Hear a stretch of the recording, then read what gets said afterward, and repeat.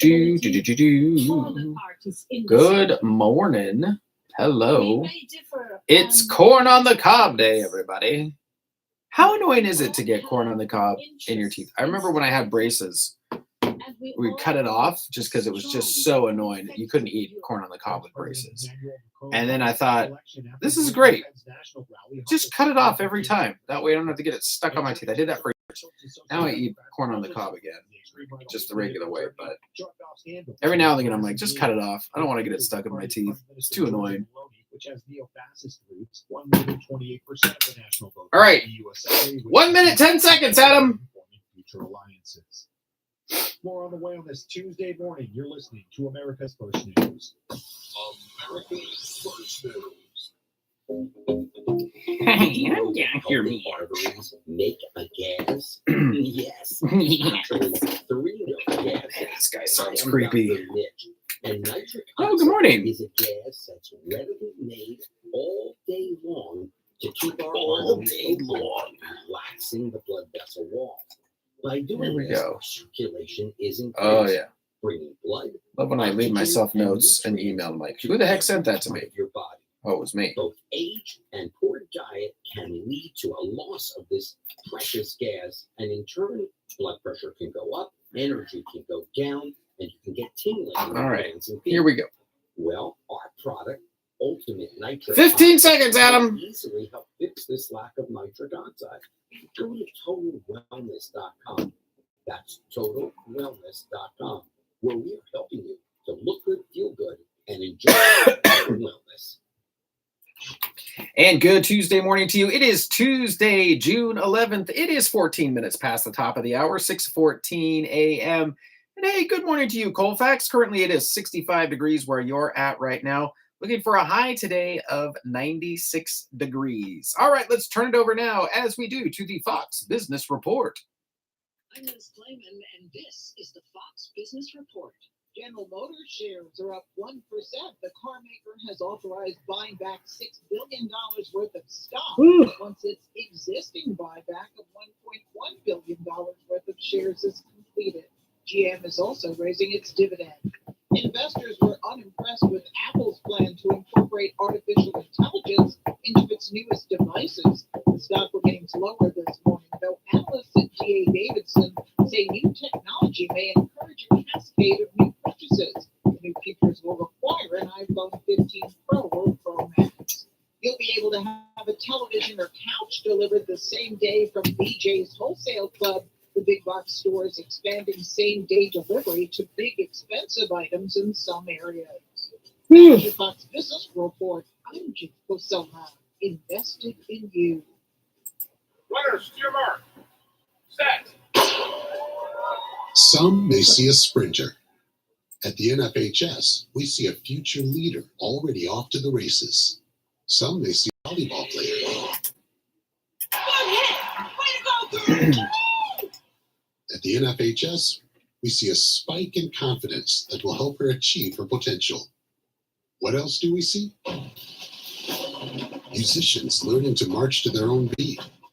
We're the NFHS, the national leader and advocate for high school athletics and activity, helping today's teenagers develop the skills they need to become tomorrow's. And we see it happening in communities across California every single day. Learn more about the NFHS commitment to youth at nfhs.org. This message presented by the NFHS, the National Federation of State High School Associations. 16 minutes past the top of the hour, 6:16 a.m. Ahar mateys. That's right. Let's talk about another event for the calendar. It's a pirate pool party. Looking for something to do with the kiddos or the grand kiddos? Well, hey, put this on your calendar. Wednesday, June 26th from 1 to 3 p.m. That's Wednesday, June 26th in the afternoon from 1 to 3 p.m. It's summer, y'all. Let's keep those kids entertained. The Sierra Pool at Rec Park at 123 Recreation Drive in Auburn is having a pirate pool party Wednesday, June 26th for the pirate pool party. Join us there at the Sierra Pool during the public swim. Kids search for treasure, play pirate games, and walk the plank. Cue the music, Adam. Yeah, a little pirate music going on there in the background. For this once in a summer event, they'll be flying the Jolly Roger high for pirates from all around to see. The public swim, it's happening. 7 and under are $4. 8 and over are $5. Again, it's happening at the Sierra Pool at ARD at Rec Park. This music in the background is killing me. That's at 123 Recreation Drive here in Auburn. Join them June 26th from 1 to 3 p.m. at Rec Park. You can find out more at auburnrec.com. That's auburnrec.com. Back with more after this. Night, they steal from you. Any device with a digital display, light, or sleep mode steals energy, and they only steal a little bit. Good morning, everybody. This is Brad with your Tuesday trading tip here on KAHI Radio. Use a power strip for charging and turn the strip off when done. Stop energy thieves and save. Brought to you by Pioneer Community Energy. Hi, this is Mike Nichols. What are you doing Sunday? Ooh, what are you doing Sunday, baby? Join me for the KAHI Swap Shop this Sunday morning at 8 o'clock. The KAHI Swap Shop. This and every Sunday morning starting at 8. We're on FM 104.5, AM 950, and KAHI.com. The voice of the foothill. What do you say now? It's a nice day now. What are you doing Sunday, baby? 18 minutes past the top of the hour, 6:18 a.m. Hey, reminder that if you're in town today in Auburn, there's going to be a funeral procession for Jackie Weston. That's happening today at 11 a.m. So just a heads up. If you're there, this traffic's going to be a little bit different. The public is asked to line the streets along Lincoln Way from Cleveland down to Central Square, where the official procession of family and emergency vehicles will escort Jackie through the city she loved. So just a heads up today, if you're coming through through Auburn, there's going to be a parade for Jackie Weston down Lincoln Way there. Not Lincoln Way, Lincoln Boulevard. Anyway, no, it is Lincoln Way. All right. Whatever. Back to America's First News. I'll see you back here in just a little bit. Reproductive health care and a woman's right to privacy, quote, the greatest atrocity facing our generation and a child sacrifice. The newly formed institute is an association of That seemed churches, kind of Christians, disrespectful. and organizations Shouldn't that wants to maybe. eradicate abortion in its entirety.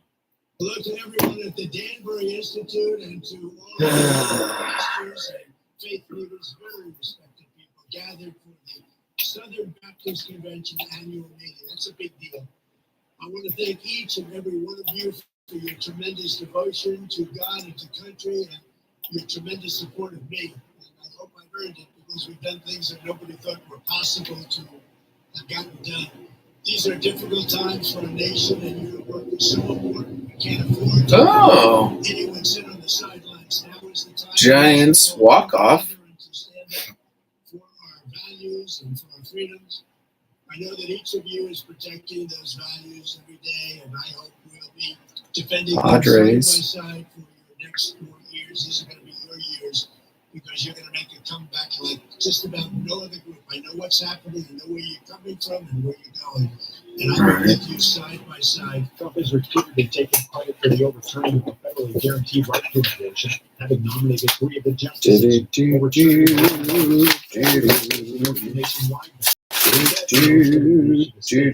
Although they criticized President Bill Clinton's sexual behavior in the 90s, Southern Baptists and other evangelicals have supported Trump despite allegations of sexual misconduct, multiple divorces, and now his conviction on 34 charges in a scheme to illegally influence the 2016 election through a hush money payment to a porn star. Trump gave his address on the same day he was appeared for a required pre-sentencing interview, probation officers.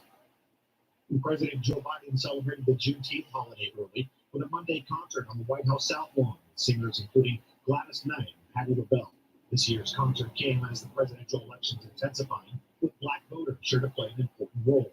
Thanks to all the performers here tonight that helped us feel the power of black culture that is American culture. And it's a tribute to Juneteenth.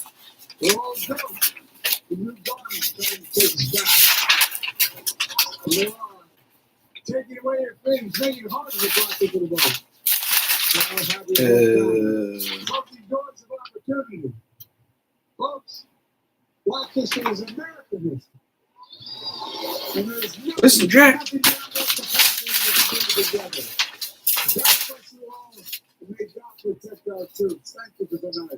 The GT concert had blatant political overtones. MZ Roy Wood Jr., the comedian and actor, taking through policy achievements by the Biden administration, such as capping insulin prices and forgiveness for debt. States of Biden the steep challenges Biden faces in his rematch against Trump. Let's continue with the honorable mentions. Let's do that. Because there's nothing that's kind of succinct. Super succinct. Let's do that. All right. All they hear from Donald Trump is a whole bunch of whining about this country. And I think Donald Trump's got to quit whining. Got to quit trying to divide us. Consider this, Jim. We're producing more energy than ever before in this nation. We have the strongest economy in the world, and we are beating China for the first time in decades. More people went to work this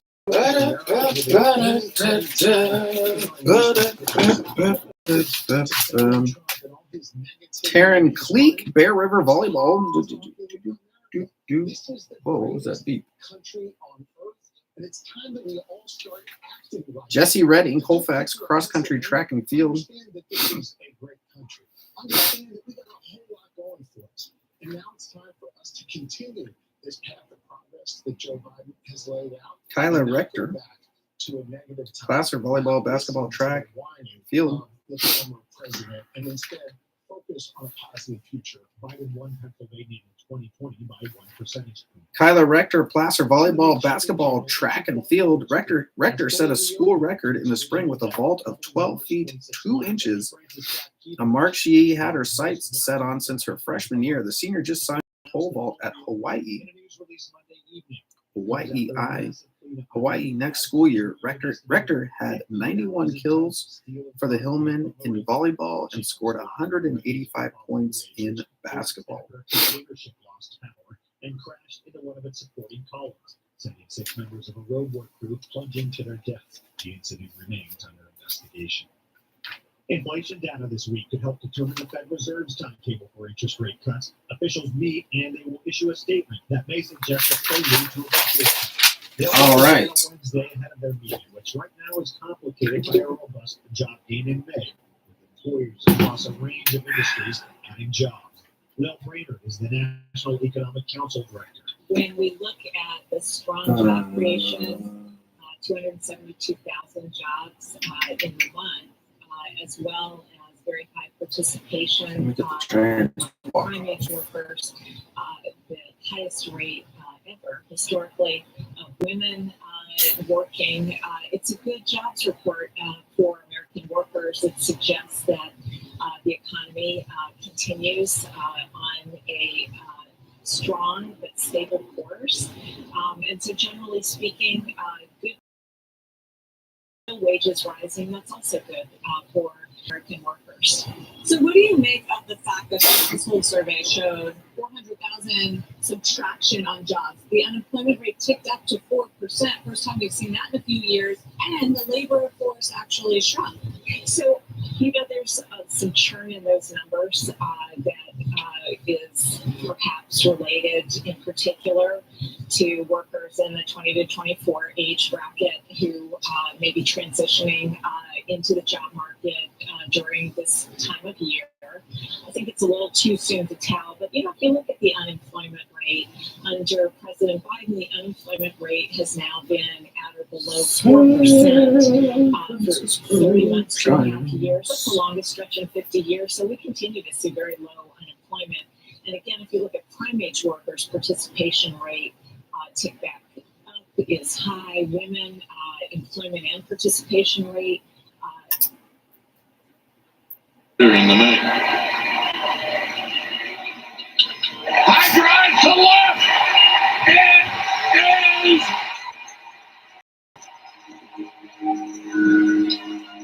off the wall.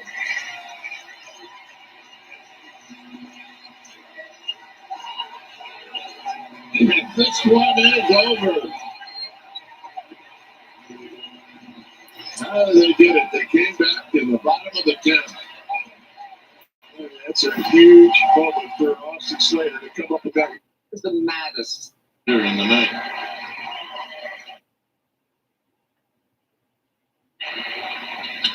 High drive to left. It is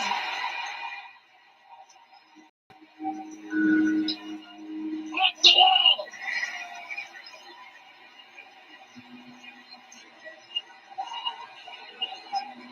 This one is over. During the night. Okay. Disney World That got queued up. California later this year. More on the way on this Tuesday morning. You're listening to America's First News. In a study that was found that 44 herbal supplements had no trace of the advertised herb. Don't let that happen to you. Hi, this is Dr. Oh. Lynch. If you want to ensure quality, please go to totalwellness.com. Supplements made for physicians only now available to you too. Totalwellness.com, helping you to look good, feel good, and enjoy total wellness. Would your car perform better with premium gas or regular? What do octane ratings mean? I'm Ron Annie in the car doctor. Your automotive prescription right after this. Increase fuel Extreme. economy to 7.9% with Hot Shot's Secret Gasoline Extreme. The solution to maximize your engine's performance and fuel economy. Whether you're or a daily commuter, Gasoline Extreme is specially formulated with PEA to deep clean. Don't settle for an average driving experience. Upgrade to Hot Shot's Secret Gasoline Extreme and go further on each tank. Order now on Amazon or HotShotSecret.com. Hot Shot Secret. Powered by science. Today's modern vehicle, whether it's a car, SUV, or light truck, All right. with a specific Well- vehicle in mind. Read your owner's manual. What octane rating does the vehicle manufacturer call for? That. But there are exceptions to the rule. Many high-end or luxury vehicles call for premium or higher octane fuel. The reason for this is not just due to the octane rating. There are better fuel system cleaners in premium fuels. Gasoline companies know too that vehicles that run Good morning. won't perform as well with carbon deposits. So they pack more cleaning power into their premium fuels than their regular ones. Let's do. We need some grilled corn on the cob. Oh, that would be amazing. Yes. That'd be awesome. Because you are cleaning your engine and fuel system. I'm gonna shut up. 10 seconds, Adam. 10 seconds. You're trying to replace them anytime soon. With your automotive prescription, I'm Ron Forest Annie. Hill. See you next time. And good Tuesday morning to you. It is Tuesday, June 11th. It is 30 minutes past the top of the hour, 6:30 a.m. And hey, good morning to you, Forest Hill. Currently, it is 66 degrees where you're at right now. Looking for a high today of 94 degrees. All right, there's the sports ball music. Let's get right into it. We're going to start in the NHL with the Stanley Cup because why not? Let's start there. The NBA Finals didn't play yesterday. I think they're playing again tonight. So we'll start with the Stanley Cup Finals here. Oilers versus the Panthers. Do you follow the hockey? Do you care about the hockey? Well, I'm gonna tell you what happened. The Panthers won that one 4-1. That seems like a lot in hockey, doesn't it? That's a lot of goals. Anyway, Florida leads that series. The Panthers lead that series 2-0. Heading over to the MLB now, A's versus the Padres. Padres win that one 6-1. That's not a good start to the homestead or the away. What is it? Away games, whatever. Tuesday. That's today. The A's are playing the San Diego Padres. Apparently, words are not coming easy to me today, and I just say whatever. So there we go, whatever. A's versus the Padres. That's happening today. We're going to have another evening game. Radio start time is at 6 p.m. The first pitch is going to be at 6:40 p.m., just like last night. So we've got another evening A's game. Again, radio 6 p.m. First pitch is at 6:40 a.m. Going over to the Giants now. Giants versus the Astros. Austin Slater in the bottom of the 10th inning. Let's go to the ballpark here.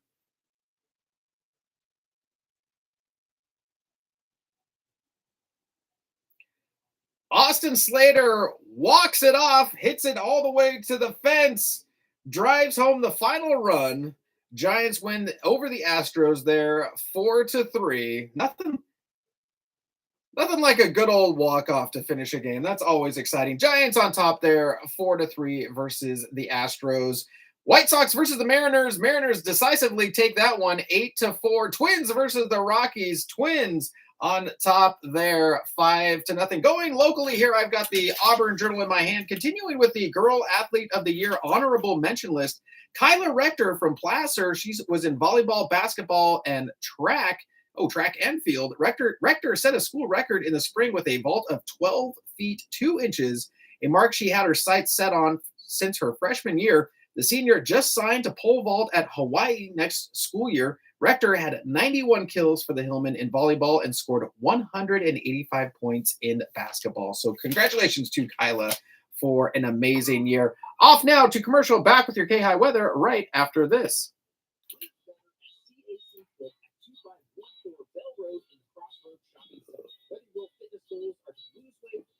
Apparently, I just don't care today. I'm just like, whatever. Can't announce anything. Whatever. One of those days. Great.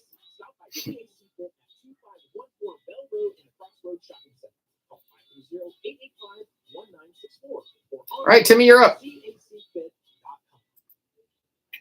the forecast, mostly sunny and hot today. Very close to 99 through Wednesday. Temperatures tonight with light winds around 67. Mostly clear skies. Another hot one. This is a day where you got to dig deep for motivation. A little bit cooler Thursday and Friday. About 85 to 92 degrees. Mostly sunny skies will continue. This is meteorologist Tim Root from FM 104.5 and AM 950 KAHI. 33 minutes past the top of the hour, 6:33 a.m. Coming up in our next segment, we'll have a new event for your calendar. Also, the California Ag Report. We're going to cut it a little bit short like we normally do on Tuesdays to get us time to get ready for the Auburn Meddlers meeting. We'll join in as we do every Tuesday during the 7 o'clock hour. Off now to his first news. I'll see you back here in just a little bit.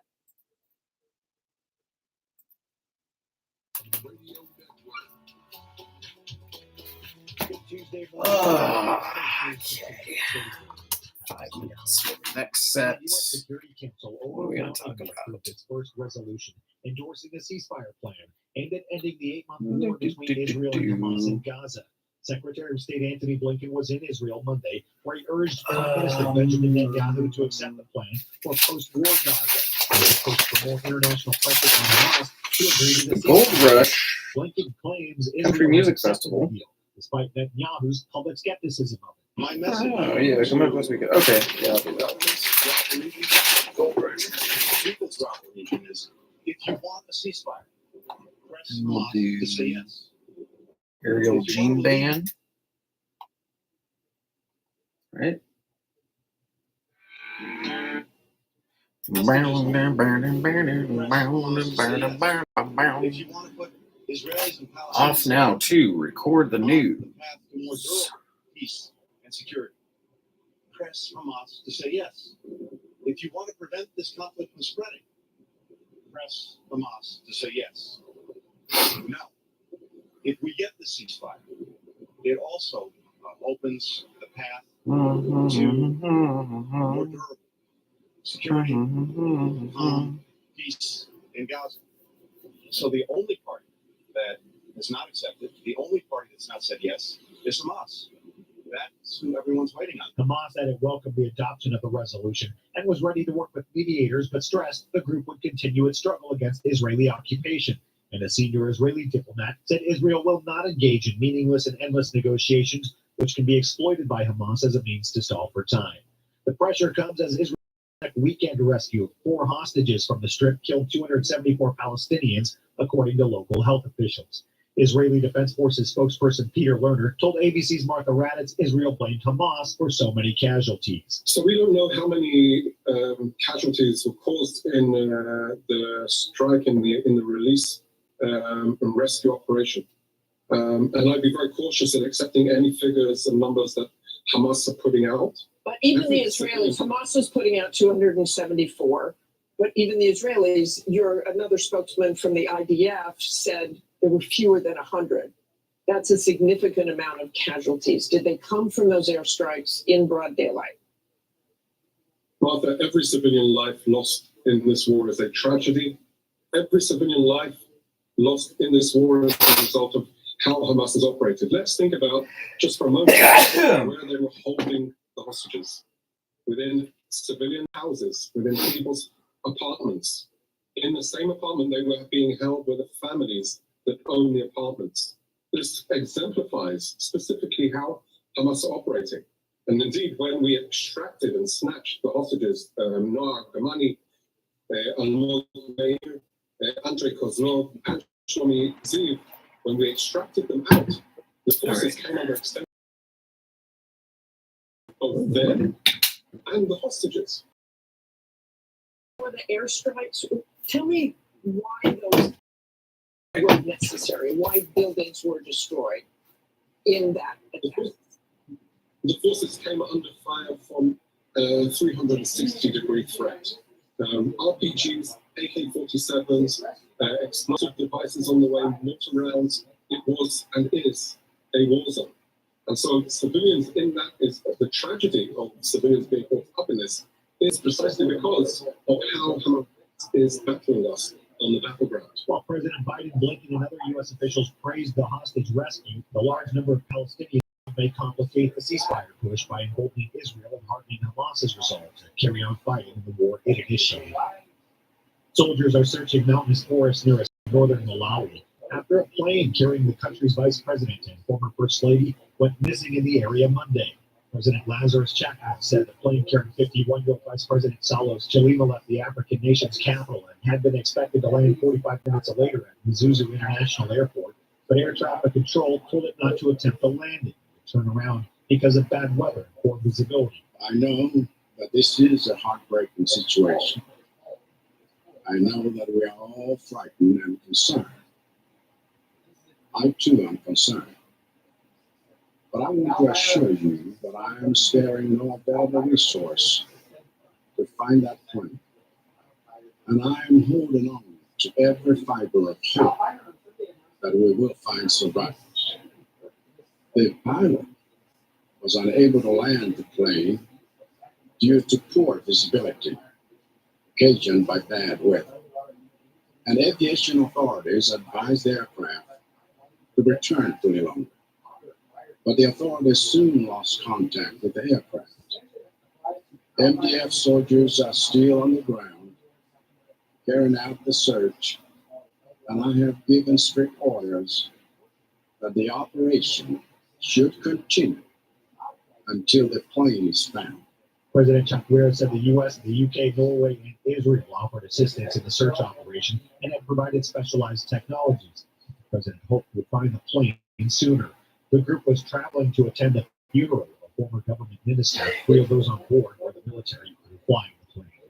4 instructors from Iowa's Cornell College teaching in Beiyue University in northeastern China were attacked in a public park, reportedly with a knife, officials at the U.S. school and the State Department said. There was no immediate comment from Chinese authorities about Monday's reports.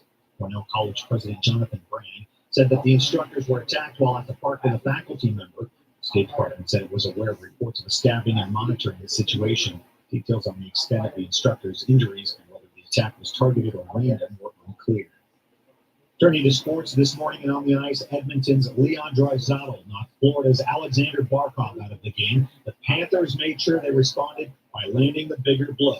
The Stanley Cup final took a heated turn Monday night as Evan Rodriguez had a pair of third-period goals, and the Panthers used yet another airtight finishing kick to pull away and beat the Oilers 4-1 for a 2-0 lead in the Stanley Cup final. It's almost an own goal. Mikola put it right on Bobrovsky. There's Lundell. Drops off. They score! That line played in by Ekblad. Evan Rodriguez now.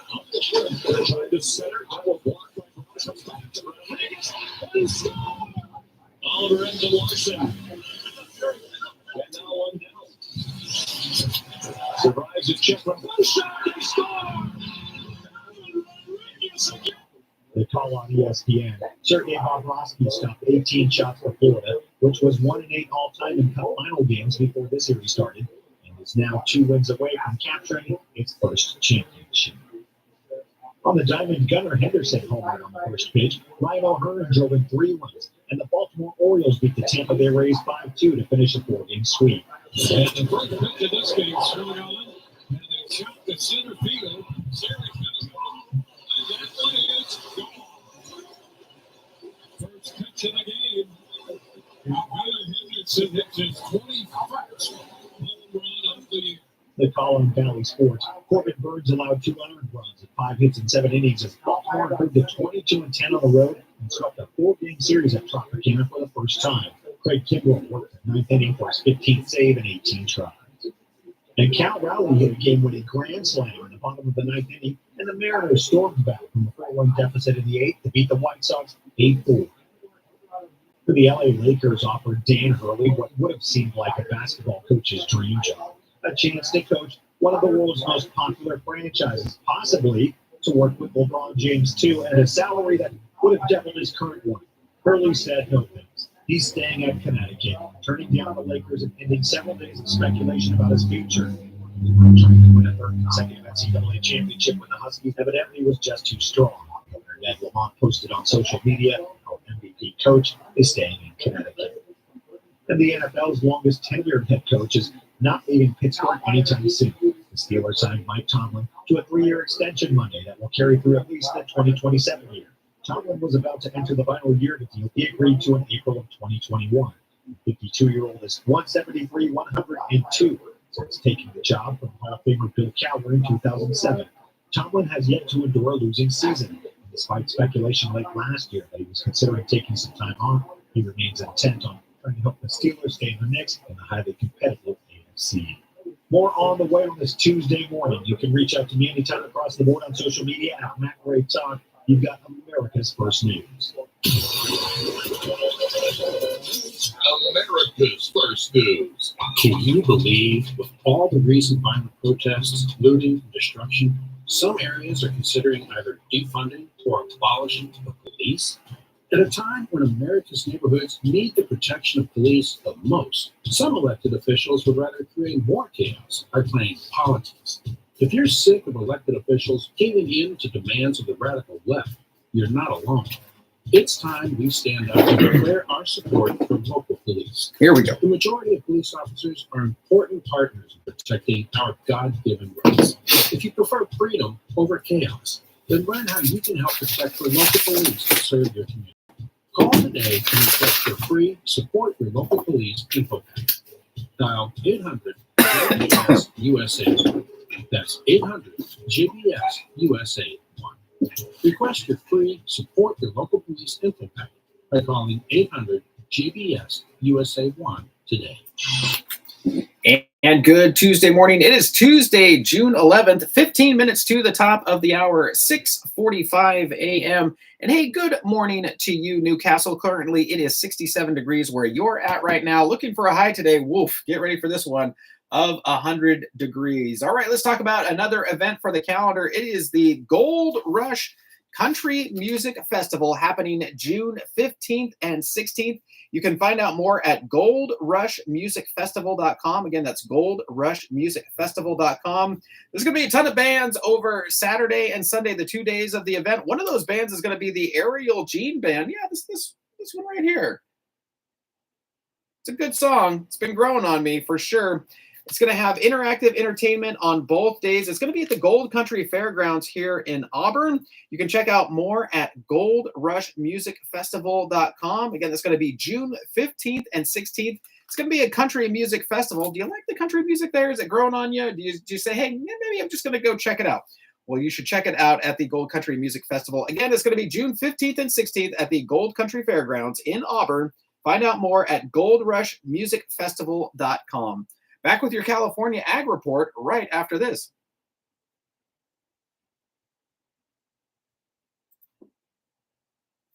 Radio Law Talk, the most exciting, entertaining, and sometimes informative radio show on earth.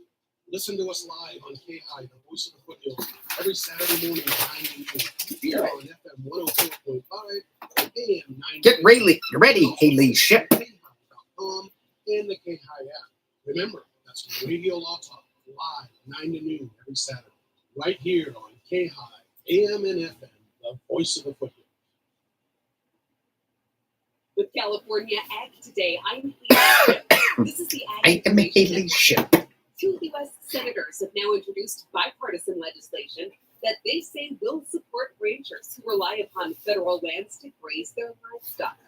In a press statement from the duo, Senator Wyden of Oregon and Senator Barrasso of Wyoming, they say that the Operational Flexibility Grazing Management Program Act would improve the management of grazing on federal lands. Summarized, the act would expand a national grazing program at the Bureau of Land Management. I should that practice will allow this. for approved grazing permittees. Funeral procession today, Tuesday at 11 a.m. Lincoln Way through downtown Auburn. The public is asked to line the streets along Lincoln Way from Cleveland down to Central Square, where the official procession of family and emergency vehicles will escort Jackie through the city she loved. It's happening today. So just a heads up, if you're going to be in Auburn today, this morning, to monitor and evaluate the impact of the program heads up, in coordination with the permittees. and bid Jackie According farewell. to numbers from Ballotpedia.com, the federal government owns over 47% of California's total land, ranking it number 3 in the Today, nation in 11th federal land. members meeting. Who do we have? Central Coast growers know Daniel just how much damage aphids can do to acting leafy plastic veg, chemical. coral, and brassica crops. But Versus insecticide from BASF makes all visible aphids disappear thanks to a unique, single, and targeted mode of action. Let's get the aphids' response to this simple, effective solution. Taking calls now to hear from those unhappy aphids. Hello? Anyone? Making aphids disappear from leafy vegetable, coral, or brassica crops is easy with Versus insecticide. Always read and follow label directions. Get the equipment and trucks you need at Ritchie Brothers' next Sacramento sale on June 12th and 13th. This online auction features over 4,400 items to choose from, including a wide selection of heavy construction equipment and truck tractors. Don't miss Ritchie Brothers' Sacramento Unreserved auction on June 12th and June 13th. Registration is free and financing is available. For more details, visit rbauction.com. Again, that's rbauction.com. This is California Ag Today on the Ag Information Network. I am Alicia. 11 minutes to the top of the hour, 6:49 a.m. Hey, coming up in the next hour, we're going to have the Meddlers meeting, the Auburn Chamber of Commerce meeting, as we do during the 7 o'clock hour on Tuesdays. We'll go back to America's First News to finish out this hour. Hey, a heads up, speaking of the Auburn Chamber of Commerce, if you're going to be in Auburn today, just a heads up that there's going to be a funeral procession through downtown for Jackie Weston, the CEO of the Auburn Chamber, mother, partner, such an advocate for small businesses in Auburn. Her sad and tragic passing happened recently, and there's going to be a funeral procession for her going through town, Lincoln Way through downtown Auburn this morning at 11 a.m. The public is asked to line the streets along Lincoln Way from Cleveland down to Central Square, where the official procession of family and emergency vehicles will escort Jackie through the city she loved one more time. So just a heads up that. Again, folks are asked to line the streets to say goodbye to Jackie if you're going to be in town this morning. Off now to America's First News. I'll see you back here for the Meddlers meeting in the 7 o'clock hour. Wisconsin's capital city. More than 25 were at the roof of a high-rise apartment building in downtown Madison at about 12:45 a.m. Sunday. All right. Off now to finish editing the news. Including 9 who suffered gunshot wounds and another who was injured by broken glass. Police Chief Sean Barnes gave an update Monday on the investigation. Had 2 more people come forward to report injuries. As of today, 12 people were injured. 10 of these victims suffered a gunshot or grazed wound. 1 was injured by broken glass, and another suffered a shoulder injury while trying to escape the fray. 2 of the victims remain in the hospital. The shooting occurred as 25 people were partying on the rooftop of the Lux. Excuse me, that's more than 25 people. We've learned since then that this was what we're calling a sneak bash, meaning it was an unauthorized party in a private space. A motive for this shooting is still currently unknown. No arrests have been made in this case at this time. Barnes said detectives were still working to determine who threw the party and why. Officials in Miami say at least 40 people are displaced after a massive blaze at a 4-story apartment complex near downtown. When Miami police and firefighters had arrived, they also found a man with a gunshot wound. He was taken to a hospital in critical condition. Mayor Francis Suarez. We got a call at about 8:15 in the morning from several people about an active fire. When our fire department arrived and saw that there was also a gunshot victim. That person was transported to J&H, and then they started to battle the fire.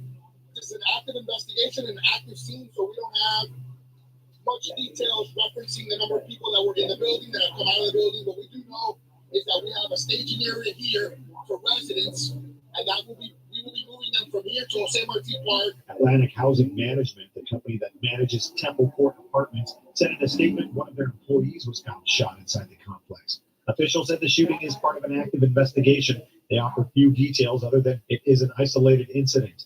The suspect was in custody. 3 firefighters were transported to Jackson Memorial Hospital due to heat exhaustion and were in stable condition. A closely watched Alzheimer's drug from Eli Lilly won the backing of federal health advisors Monday, setting the stage for the treatment's expected approval for people with mild dementia caused by the brain-robbing disease. Food and Drug Administration advisors voted unanimously that the drug's ability to slow the disease outweighs risks, including side effects like brain swelling and bleeding that will have to be monitored. The FDA will make the final decision on approval later this year.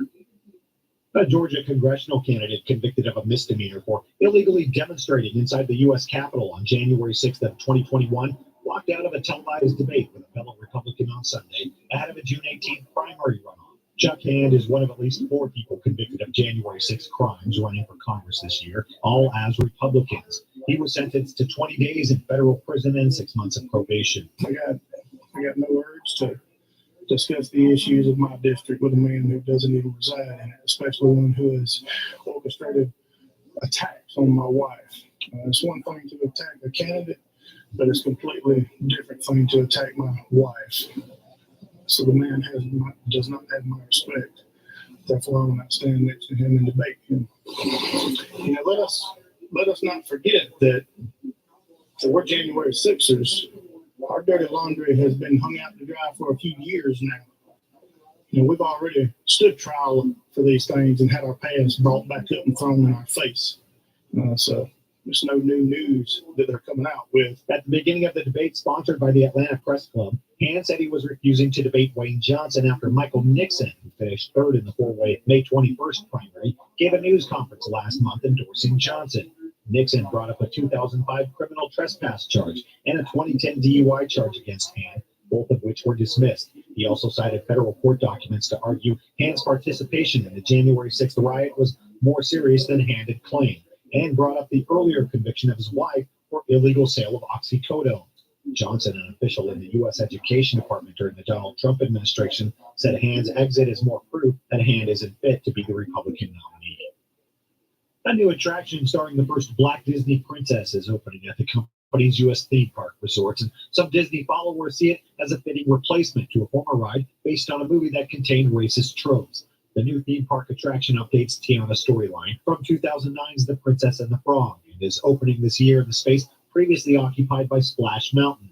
The water ride had been themed to Song of the South, a 1946 Disney movie filled with racist cliches about African Americans and plantation life. Apple has jumped into the race to bring generative artificial intelligence to the masses, spotlighting features Monday designed to soup up the iPhone, iPad, and Mac. And in a move befitting a company known for its marketing prowess, the AI technology coming as part of free software updates later this year is being billed as Apple Intelligence. Apple Intelligence is the personal intelligence system that puts powerful generative models right at the core of your iPhone, iPad, and Mac. Siri, when is my mom's flight landing? What's awesome is that Siri actually cross-references flight details that my mom shared with me by email with real-time flight tracking to give me her up-to-date arrival time. And if you jump into a particularly long email when you're in a hurry, you can tap to reveal a summary at the top of the email and cut right to the chase. Show me my photos of Stacy in New York wearing her pink coat, and Siri will bring those right up. Then you might say, make this photo pop, and Siri will enhance it just like that. Because Apple Intelligence is aware of who's in your photo library, you can simply pick someone and create a Genmoji that looks just like them. Apple Intelligence is available for free with iOS 18, iPadOS 18, and macOS Sequoia, bringing you personal intelligence across the products you use every day. Apple acknowledged during its Worldwide Developers Conference it needs help catching up with companies like Microsoft and Google, which have emerged as the early leaders in AI. Apple is leaning on ChatGPT, made by the San Francisco startup OpenAI, to make its often bubbly virtual assistant Siri smarter and more helpful. Apple co-founder Steve Wozniak reacting to the rollout on Bloomberg. I was impressed with the demos. I always am, but I still believe strongly you should try it and find out after it's over, what works, what doesn't, what didn't come through the way you expected it to.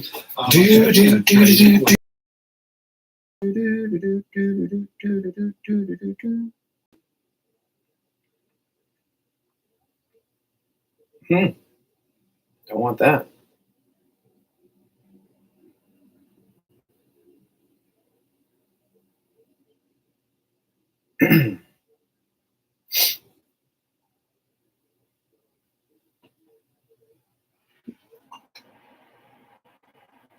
Always on Tuesday. Will they let me into the Zoom meeting? Please let me in. Search for a certain picture or this and that. Do a lot of stuff manually, and it sure makes it seem like a lot that's going to happen automatically, exactly what you want. You often ask Siri to do something. That's a very simple statement. Siri knows. Come on, Jaber. If you ask something that any Let me into your Zoom room. I got to broadcast this. Please. Siri sometimes have trouble with it, so I'm hoping to see that finally improve. Apple's full suite of upcoming features will only work on more recent Begging models of you. the iPhone, iPad, and Mac because the devices require advanced processors. Consumers will need last year's iPhone 15 Pro or the next model coming out later this year to take full advantage of Apple's AI. Okay. So the tools will work on Macs. Waiting. Reach out to me anytime across the board on social media at Mac. You're listening to America's First News. Good Tuesday morning. It's true. Different times have a way of focusing us. We have. It's always interesting to see all the factors that are in play. Think, so many people are joining Medishare. They'll let me in. Now. Sure, why Medishare not? is a trusted way to save up to 50% Well, maybe they of your won't. monthly healthcare. I never know if the Zoom says KAHI, if it has my name, and they're like, oh, who's this? I'm not going to let them in. Especially now during this challenging season with healthcare costs. Or if it's got going up, KAHI's name. Medishare can I save can never you a remember. lot of money. The typical family saves $500 a month. Medishare works too. It's been around for 30 years. Come on, guys. Come on. $5 billion of each other's bills. There are different options to choose from to fit your budget. I'll give you the number here in a second, and if you call, you can get a price within 2 minutes. Maybe now, the perfect time to make the switch and start saving. Here you go. Call 855-SHARE-40. That's 855-SHARE 40. 855-SHARE-40. FM 104.5, K283CN, Auburn, and AM 950, KAHR, Auburn.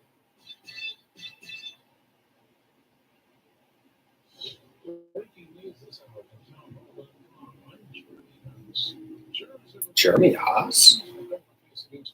Did he say Jeremy Haas? Whoa.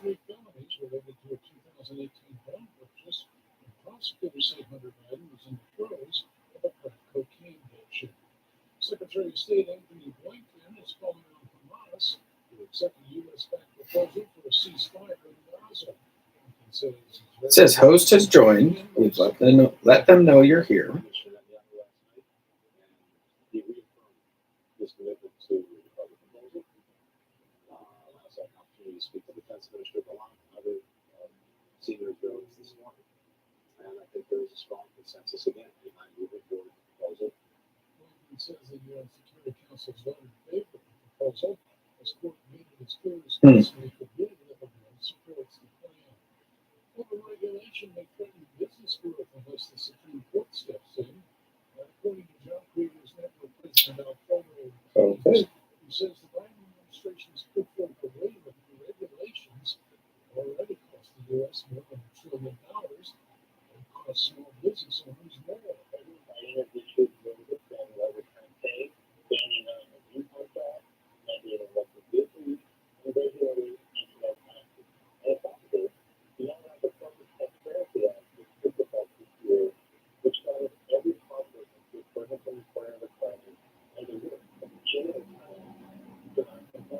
The U.S. Supreme Court is looking at 2 cases regarding regulatory practices.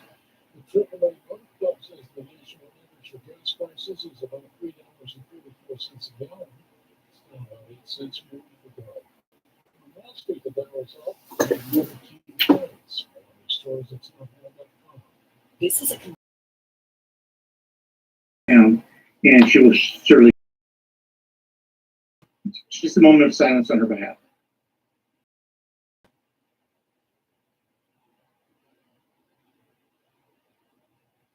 Thank you. So, Daniel, you had an announcement. Sure. So the presenting for Jackie will be this morning. Starting at 11 a.m. They'll start at the Upper Lincoln Way, near Harrison. Come down the normal parade route, so they're down Lincoln Way, from the clock tower on Main Street, go to Central Square, turn right back on the Lincoln Way, in front of the State Theater, in front of City Hall here. All the way down to the courthouse intersection, they'll turn right on Maple Street, go over the freeway, and then jog to Nevada Street, go up Nevada Street, past Echo Valley, past the train stations, up to Mount Vernon, turn left by Mount Vernon, and then turn into College. The funeral today is private just for the family, so it's a private event, and the procession as well is just for official vehicles. The police department will be escorting them, but it's not a procession for all of us. It's one, but if you'd like to line the streets at 11 a.m. Our supervisors are working to hopefully be able to come out at the corner. Come out of the corner, so they have their businesses and just take a moment. Then on Saturday will be for Celebration of Life from 4 o'clock to 8 o'clock at ARD here on 123 Recreation Drive. There'll be music, there will be food. You can bring your own chair. It should be a good afternoon. Just remembering all of our good friends and everything. So those of you who, like me, have a lot of gray hair will remember Brad Weston. Brad Weston was a president of the Chamber of Commerce and was a very big personality and figure within our town. And he also did a lot. And one of Jackie's biggest themes when she took over as CEO of Church, she wanted to make her late father proud. And I believe she did that. So thank you. And with that, Mike, you had a little bit of wisdom for us this morning.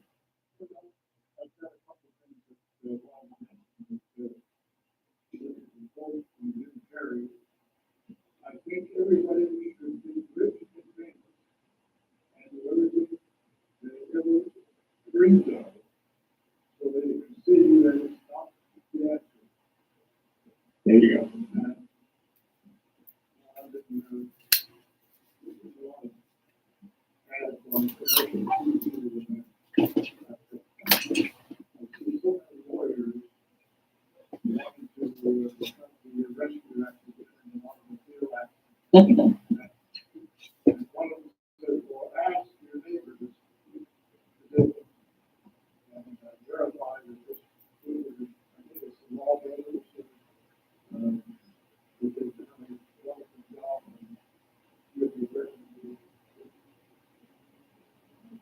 And the other one is automobile leases. They have a very low monthly lease rate for that small $4,000 to do a sign.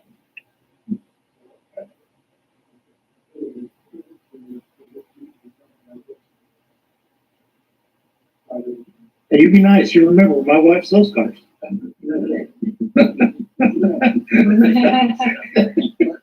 was afraid to hear that. Yeah.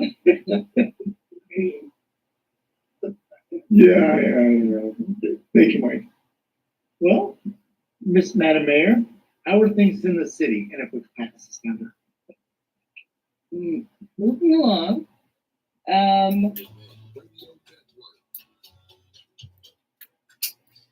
And 6 minutes past the top of the hour, 7:06 a.m. here at FM 104.5, AM 950 KAHI, voice of the foothills. Good morning to you. Chris Quant here with you, holding it down in beautiful Studio A in the KAHI studios. Hey, it's Tuesday. It's the 7 o'clock hour, which means it's time for us to join into the meddlers meeting. They're getting started here now. We're getting updates from the city from Rachel Riddell Harris, our mayor. So let's go ahead and join into the meeting now.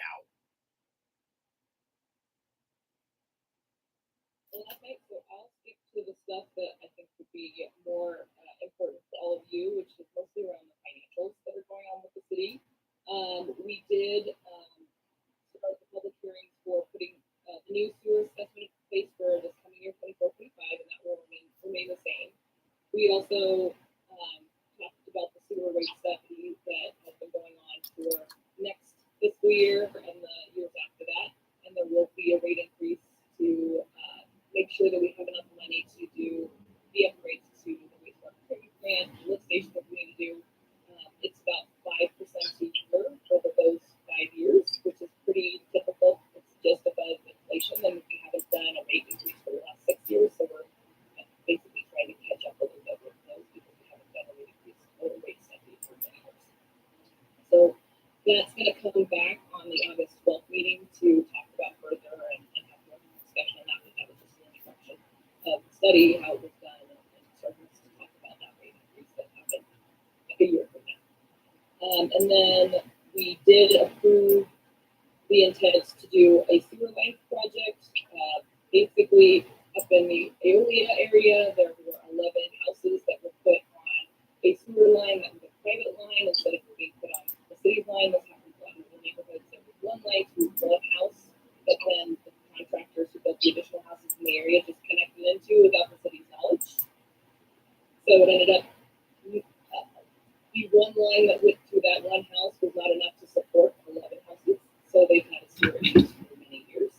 And on top of that, most of the sewer lines that they're made on cardboard that they wrap in material and doesn't last very long, but it stays there for a long time. A lot of places in Ireland are having sewer issues because of that cardboard pipe that was used. It was very cheap in the 40s. Okay. Yes, and I support this because I live below Ale. We know where everything goes. So you're down now. Okay.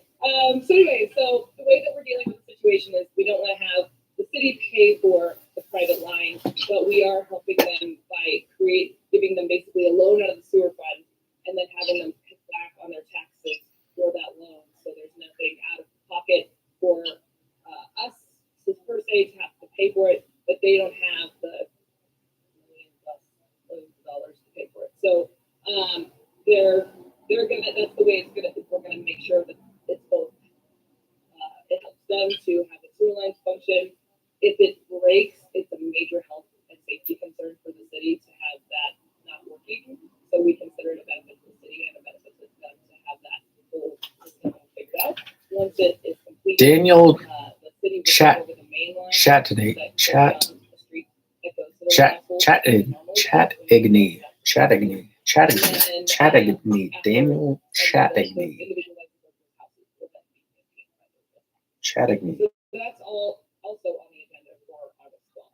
So this was the first time this kind of talked to again. Let's see, we talked about the transit plan and working more closely with the county on figuring out how to make our transit systems work better together. So that plan should be coming out shortly.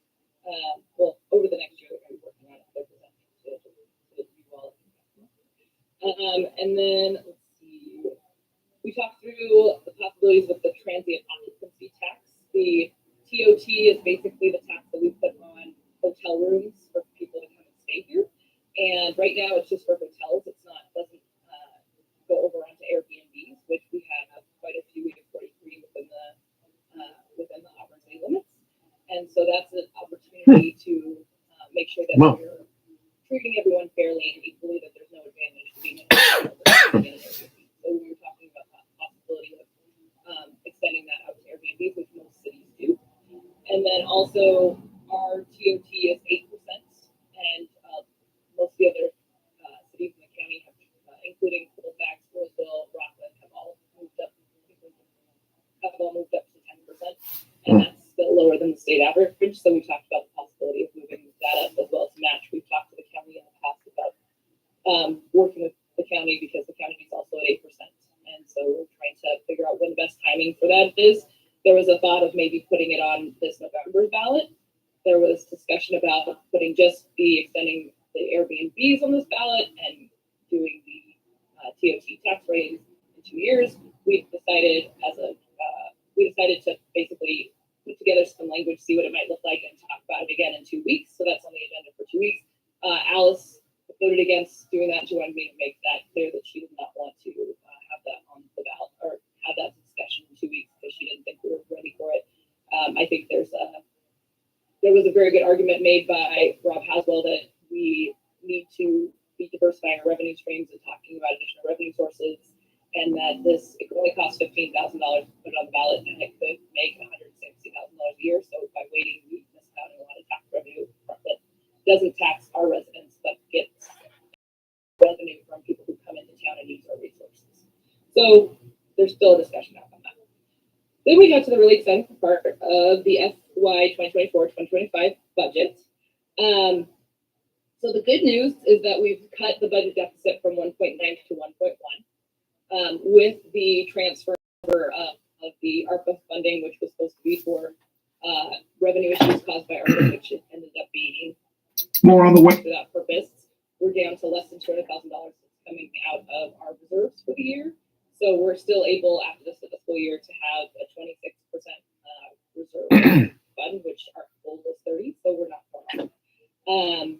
There's still an outstanding issue where we're going to have a structural deficit based on the fact that we hired too many people based on incorrect tax information and incorrect costs of hiring those folks that we were given during our meetings when we made those decisions to hire those staff.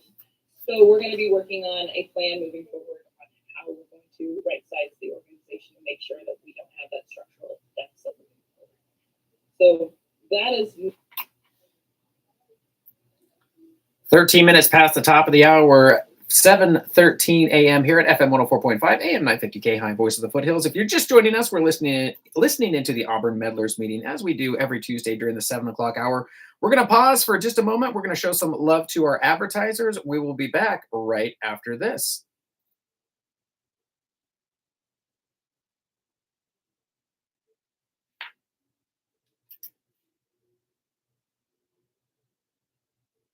who went through Old Town and Downtown and gave a presentation, which was a very good presentation on the possibilities and options that we could do to revitalize and bring more people into Old Town and Downtown.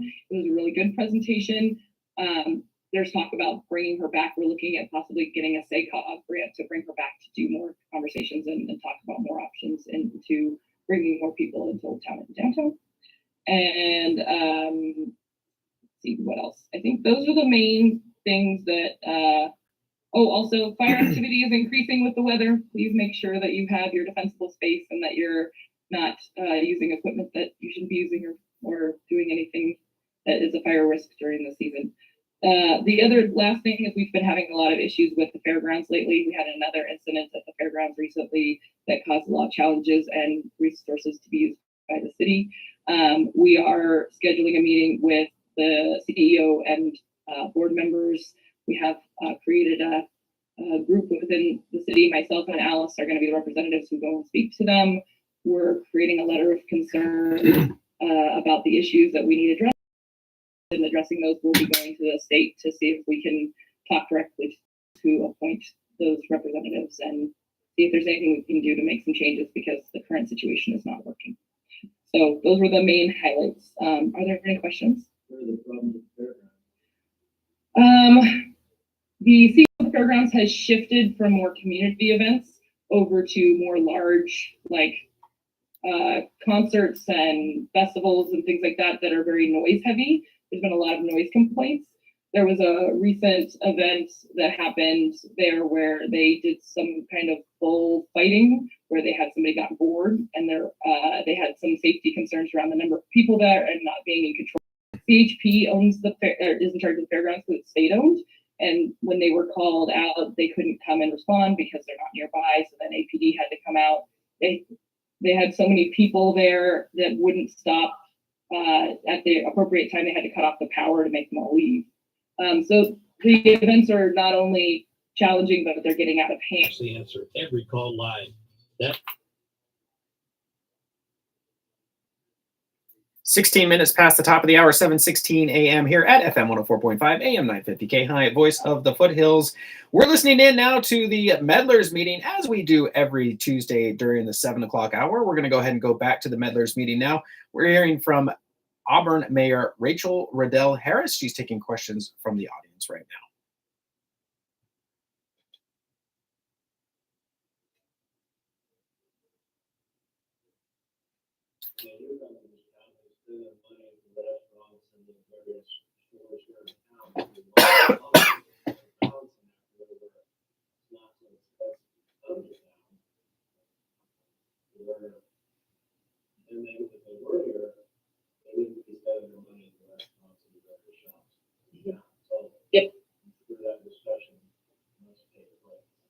we have that discussion. That's why we're also trying to match with the county, so that way it's not cheaper to stay, on the other side of the city limits, and we're trying to line up with Colfax and Roseville and all folks. So there's also the TOT part that's ours is very small in comparison to the state taxes and other things that are part of that. But we just want to make sure that we don't get far behind and then have to do much larger increases. But we want to make sure they're paying for their fair share of infrastructure while they're in town.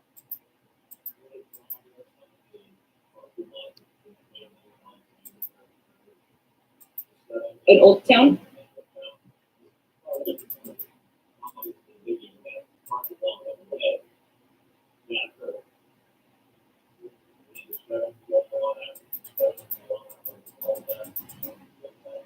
And that's the one that's private property, right? And not the parking lot. Yeah. There's been, I have to get an update, but there have been discussions about doing things on that property in the past over the last couple of years. I don't know where that particular project is, but I think that part of it is that they are trying to make people view it as not a parking lot, so that way when they start doing the work on whatever that is in place, it's not an argument about losing parking because that's property that's owned by somebody. It's an argument about whether that particular building goes there or not, because that's not an actual property. So I think that's where we're at. The last thing I heard, there were designs that Jonathan was working on for a structure that hasn't been approved yet, but they were just kind of talking about different ideas of what would go there. They showed some designs to Old Town of doing kind of they have the different cargo containers. That's what it was that they were going to do, and have different artists and vendors that can't afford being in a building themselves, but could kind of come in and out and use that as a place to sell on a regular basis. But I have not heard about that recently. Okay. Anything else? Thank you very much, Rachel. Thank you. Miss Cindy, how are things in the county? Good morning, everyone. And I know, these are tough times to have lost Aldo and Jackie and Bob in such a short period of time. It goes out to everybody with the chamber, and all of us got a chance to work with Jackie. We've said a lot about her, but she was tireless. I got to know her right at the beginning of my service as the pandemic hit. And Jackie was the advocate for so many innovative programs. How can we take care of our Auburn business community? Besides everything else she did, she was such an advocate and always there for myself and our staff, and miss her every day. You'd always call Jackie to find out what you needed to do. So it'll be an honor to come out on the corner today and salute her. You're going to hear about one of the things we've done recently with the Board of Supervisors today. We appointed Mr. Daniel Chapney as our CEO, and we'll be speaking to you on the budget. So I'm going to skip the budget discussion today on our agenda, but we will have a very lengthy agenda today, starting at 8:30, and I think probably not wrapping until evening hours, the way things look, at least 4 or 5 tonight. So long day. But a couple things before I go to the agenda. CSAC has established an insurance working group of county supervisors and staff from across the state because everybody is in this dilemma. And I wanted to ask for some audience participation. How many of you have been canceled and had to go to the fair plan?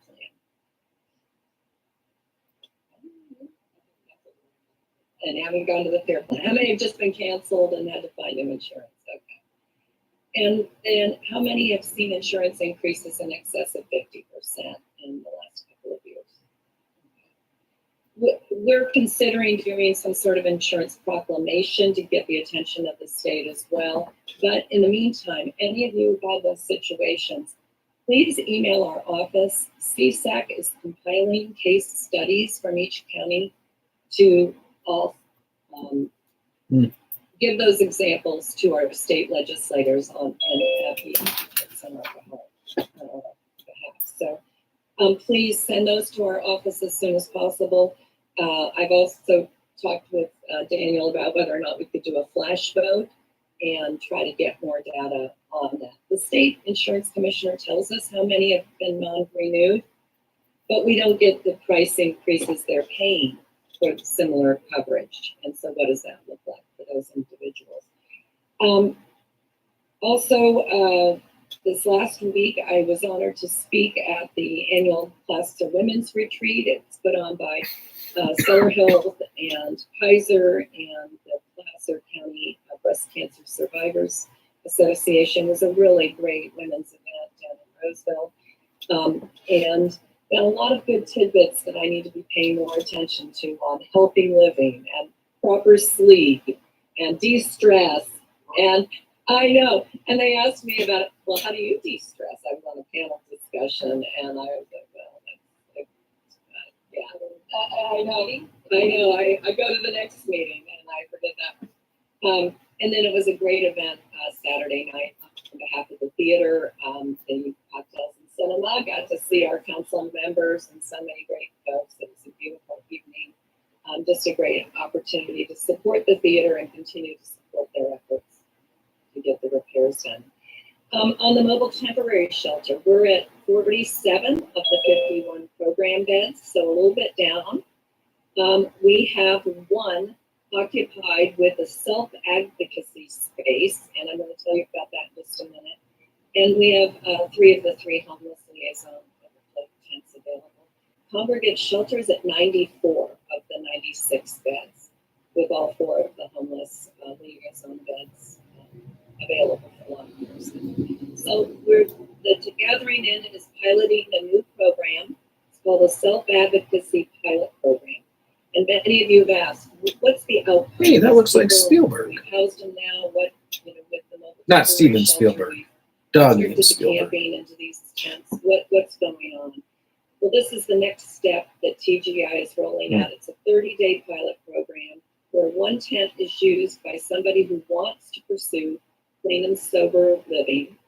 They will agree to stay 24/7 at the shelter and be drug tested so that they can be able to clean their system up and be able to go then into the congregate shelter.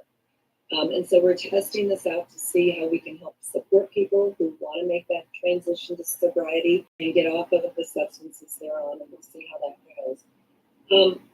It may become a long-term approach that we try to expand and support TGI with that. So we're looking forward to seeing what those results are. The May impact report was just produced. We had 89% accuracy of the mobile temporary shelter. 2 of the deaths achieved housing during that time, and the ongoing staff that we're continuing to try and make efforts on housing. They held 265 case management meetings, which is almost 9 a day if you divide that out, for those 50 or so occupants, and 37 classes and support groups for in the month of May. So there are a lot of programming. We're not just housing them. We are trying to get them on a path of recovery and back to sustainable living in our society. And thanks to Gathering in Mr. Dwelly and all the effort, what a great nonprofit and what they're doing. Other things, Chief Estes wanted me to make sure you all knew that burning will be suspended on June 17th. A media release will be coming out on June 14th to declare that the end of burn season and that it's officially fire season. I know all the aircraft are getting deployed to Grass Valley now, so that we'll have a full fleet there for responses as we look at the tall grass, and we're seeing a lot of smaller grass fires. Obviously, we believe that the forests will be a little bit later this season because we've had another wet year, but nonetheless, we will have a high fire danger again. The DA, I shared with you a couple months ago that the DA office had come to the Board of Supervisors, and we supported a grant for a retail theft pilot program with the state. And they announced they filed charges against a man accused of stealing $17,000 worth of merchandise from an Apple store at the Galleria. And he has since been arrested on other charges for committing, and he's connected to a regional theft operation team spanning both California and Nevada. So it's paying off, dedicating a DA and investigators to this retail theft and fighting organized retail theft in our county.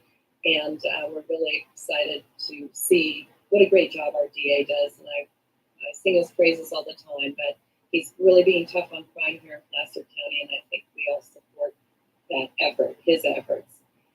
Another bit of good news, our earmarks. The county submitted projects to our senators and congressmen for what we used to call earmarks. I think they're congressionally directed spending is the appropriate title now. But the projects that have been picked up and are being carried by our legislators are baseline road traffic signal and safety improvements, $2.5 million that Congressman Kiley and Senator Padilla are carrying. Public safety dispatch equipment upgrades for $1.5 million with Senator Butler and Senator Padilla. Highway 49 sewer capacity upgrade, $3 million for Senator Butler and Senator Padilla. And then the Sheridan water supply and reliability, $1.5 million by Senator Butler and Senator Padilla. They now go to appropriations, so just because the senators have asked for the money, somebody's got to appropriate the money. And so that process may take longer. In addition to these projects, TRPA carried a project for us at Fanny Bridge in Tahoe City, so it didn't have to come out of the county's request. So TRPA submitted that for Fanny Bridge, and I think that was a $3 million request for the finish of the project at the entrance to Tahoe there. And that's a county project to replace the bridge and then do the roundabout there. And then today at our board meeting, we'll be looking at our 24-25 budget, which I know Daniel's going to speak about. We'll also be hearing about the sales tax initiative in Western County, the cities of Lincoln, Roseville, and Rockland on that special sales tax, and putting that on the ballot for November. The county has to make that decision, but the administration of that will be PCTPA, overseeing that Placer County Transportation Planning Agency. And then a number of other 29 minutes past the top of the hour, 7:29 a.m. here at FM 104.5 AM 950 KAHI, Voice of the Foothills. If you're just joining us, we're listening into the Meddlers meeting, the Auburn Chamber of Commerce meeting, as we do every Tuesday during the 7 o'clock hour. Right now, we're hearing updates from Placer County Supervisor Cindy Gustafson. We'll go back to the meeting now. Using the ARPA funds dedicated for broadband, we're anticipating by 2025, quarter two of 2025, to be serving both areas in North and South Auburn with about 130 fiber network. It'll be aerial, carried on poles. It looks like I have this quickly about 2,000 customers for additional broadband service. You want to know more about that? With you, or we can share with you the presentation. That's all I have. Do you have any quick questions? Yes.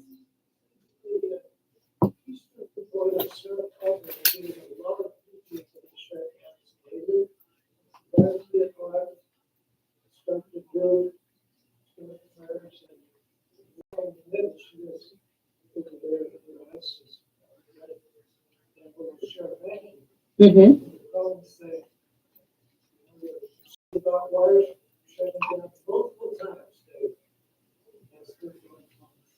I don't have any information on that. I know that we're contacting Mr. Sanders, their outreach person for Forest Hill, because they started digging to underground some lines in Forest Hill without letting anybody know. So we're trying to get answers on that for the Forest Hill community. So I'm happy to check on what's going on and what are they working on it, or are they making improvements? Yeah, we can check it too. Yeah.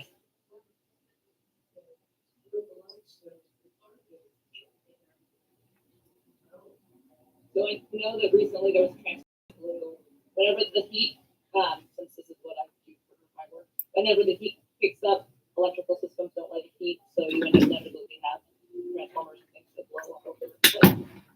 So I know that was one of the shutdowns, or one of the power outages, but it doesn't make sense for them to do repeated in that location and not in other places, and not do warnings. And they have protocols for doing those kind of shutdowns. So maybe there's some other things going on, so we can follow up and see what's going on in that area. We'll see who gets it done faster.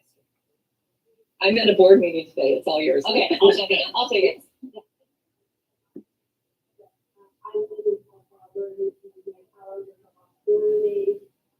Oh my gosh. Wow.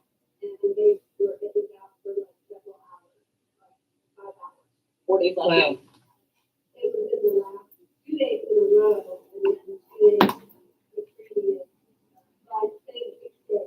Okay.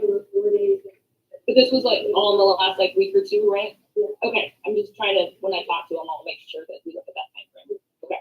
Great. Next question, Ray, you had something? Yeah, on the highway for the sewer update. Yes.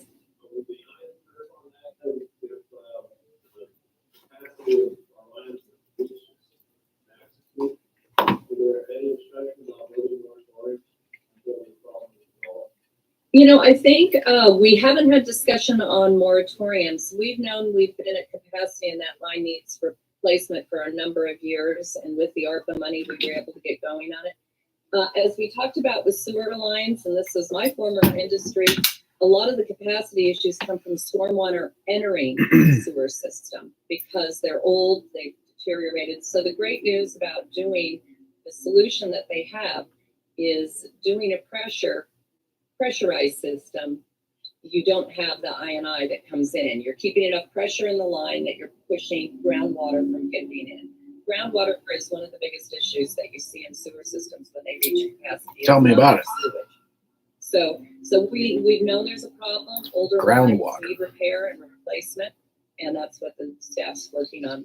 That's what Colfax is doing. And state money as we can, and then the rest comes from development fees that we've been collecting. So that's part of how you get new lines, right? It's not through user fees, but through trying to get new development in. So it's a balancing act. We haven't spilled, so we're not in that sort of dire circumstance, but we have to keep up with it and keep it reinvesting in it. So. With that, thank you, Cindy. You're welcome. It's my pleasure to introduce our brand new county CEO, Daniel Chapman. We scheduled him to come in and replace the CEO. Unbeknownst to me, he was going to become that person. So, it's all yours, sir. You want me to handle that? Yeah, please. Good morning, everybody. Thanks for having me today. As Steve's passing out some handouts for you on just a little bit of my background. Not new to Placer County. Been with Placer County for the last 5 years. Served as the budget official for the county during that time. Deputy CEO, assistant CEO, now CEO. Thank you to our very supportive board. So I'm very excited to start this new journey. Couldn't take the budget out of me though, so we're going to talk a little bit about budget this morning. The timing of it just lined up well that today at 2:15, the board will hear our recommended budget for fiscal year 24 to 25. So what I did today is I just printed out a couple of or handful of the slides that we will be walking through with the board this afternoon. And invite you all to log into Zoom and watch or attend in person or be part of our process. But today, the objectives of our presentation are going to be one, to introduce our recommended budget for fiscal year 24-25. As part of that process, we always bring forward some basic fiscal information that's relevant to the county. Things like our pension funding or other post-employment benefits funding, and some demographic information, staffing, different things like that that all are part of the whole budget package. This is a required public hearing, so we will take public comment at an appropriate time. And then ask the board to take some specific actions to move our budget forward for the budget adoption later this month on June 25th. So on page 2 of your handout is just kind of a little timeline that shows where we really start developing our next year's budget. And that starts really right after 37 minutes past the top of the hour, 7:37 a.m. If you're just joining us, we're listening into the Auburn Meddlers meeting, as we do every Tuesday during the 7 o'clock hour. We're listening to today's guest speaker, Daniel Chatney. He is the new Placer County CEO, addressing the Auburn Chamber. Let's go ahead and go back to the meeting now. Education, and all that meeting is also open to the public. So actually, everything on this timeline that you see is a public meeting. Meant to promote transparency. Off now to record the news. The whole entire process. process. We'll have to be back You here can see starting in 7:45. November, then in January, March, April, May, and then in June, we are holding public meetings to talk about the status of our budget and budget preparations for the next budget cycle. Again, our fiscal year 24-25 budget is focused on balancing three major objectives. One, our operating expenses, right? So that first and foremost, we need to fund our current level of services and where services need to increase, making sure that we have new revenue to support those operating expenses. With that, we're trying to balance our long-term pension and other post-employment liabilities and our need for capital facility work. So that's both on existing buildings and any new buildings that we need to construct to support growth and the employees that are providing public services. So there's always a need to balance those out. Sometimes we have more money available to do those things. Sometimes there's not as much, but it's still an objective of our board and our staff to make sure that we are addressing all three of those major issues. On page 3, at the budget workshop in November, what we proposed to the board is our objectives for the 24-25 budget development. Again, as I just mentioned, to fund our current service levels, but also to prepare for increasing staffing to maintain service levels. So no secret, Placer County's on the west side is certainly in a growth mode, especially down in the west Placer area. So we are looking at how do we prepare for those services that we need to provide and getting out in front of them before we have to be reactive. We want to be very proactive in planning. One of the examples we like to use is with our sheriff deputies, right? So they are needed before the population actually increases, and they are needed 9 months to 12 months before that need starts, because we have to train them and send them to academies and field train them and have them ready for that. So we are constantly watching that with our department partners and making sure that we're addressing their growth needs as well. Again, taking care of the capital we have. That's both equipment. As you know, we have, probably like the city of Auburn and many jurisdictions, we have a fleet of aging public works equipment and different things like that. And so trying to make sure that we stay on top of that. But the challenges with COVID was it takes a long time to get that equipment, 2 to 3 years in some cases. So we're being very, very thoughtful and deliberate about planning when we need those replacement vehicles and setting aside money to do that. The second slide on that one is what we asked the board to direct us to do. One is appropriating our general fund transfers to our supporting operations as requested. And really, essentially, that's funding public safety at the rate that we've been funding public safety for the last probably decade or so. Balancing the budgets to new revenue, so operating expenses equals or is less than new operating revenue. To continue our pension funding strategy. So with pensions, and I'll talk about this in a little bit, it's anytime we have an opportunity to advance fund our OPEB or other post-employment benefits or our true pension fund, we take those opportunities. One of the things that we've been doing for the last, at least the 5 years that I've been in here, is we prepay our annual required contribution. That gives us a savings on interest throughout the whole year. We apply that savings to our Section 115 pension trust fund. So we're keeping it all in the family. We just make a savings here, we apply it in a different place, so all making additional funds available for that long-term pension liability. The last two things are really more technical, operational things. We stagger our budget submissions from our multiple departments just to give everybody an ample opportunity to review everything, and then to set budgetary salary savings at this point. So that's just an item in the budget that reduces the overall cost of the budget, makes money available in different areas where we need to see that go through. So going on to page 4, and we talked a little bit about economic landscape. So we are proud, again, that our new year operating expenses are balanced with new year revenue. That was a challenge for us at the beginning of this budget process, where our costs, and we'll talk a little bit about salary and benefit costs increasing. We have increased service contracts, so a lot of our vendors who are facing the same issues were ramping up their contract or requesting higher contract amounts, so we had to balance for some of our services. One of our primary ones, or two of our primary ones, are countywide efforts. That's our public defender's office our jails and our jail medical contract. Both of those pretty significant increases in there this year. We are seeing continued upward growth in assessed values, and our discretionary revenues that are tied to the economy, things like sales tax, are relatively flat. I mean, they're kind of inching up very, very modestly, but we kind of generally hold those numbers flat.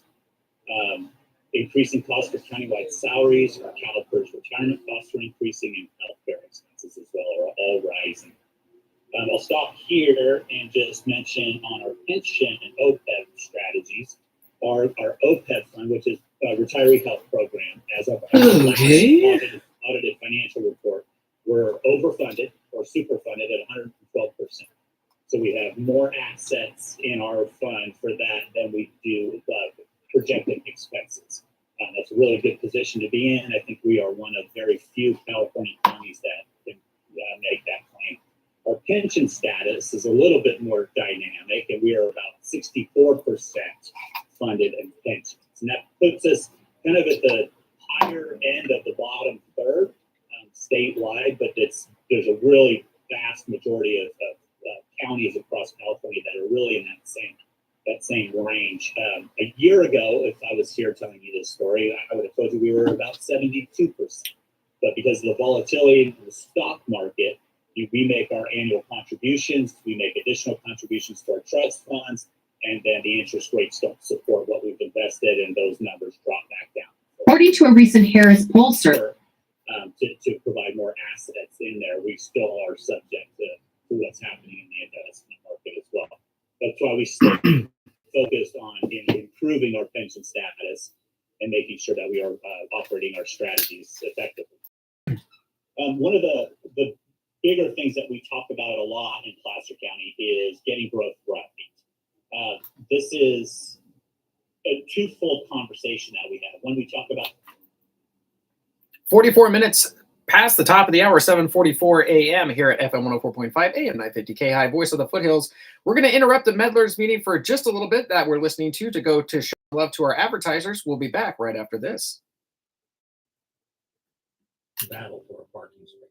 Parking is very close to the front door, and you don't need a membership card to get inside to do your shopping. McCullough, Auburn's department store, has everything you need right now for the warmer weather: shorts, t-shirts, Levi's, those hand-free slip-on sneakers, and much more, all on sale. So save money, time, and gas by shopping at McCullough's in the Auburn Town Center right off of Elm. Don't miss our Made in the USA sale. Naturewood Home Furnishings has always carried Sacramento's largest selection of American-made furniture, and it's all on.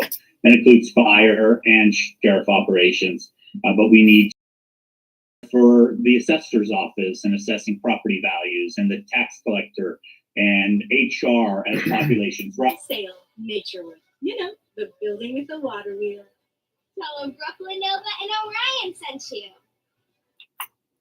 14 minutes to the top of the hour, 7:46 a.m. Hey, if you're just joining us on Tuesdays, we listen to the Auburn Meddlers meeting, the Chamber of Commerce meeting, happening every Tuesday during the 7 o'clock hour. We're going to go ahead and go back there right now and listen to today's guest speaker, Daniel Chatney. He is the new Placer County CEO. Let's go ahead and go back to the meeting now.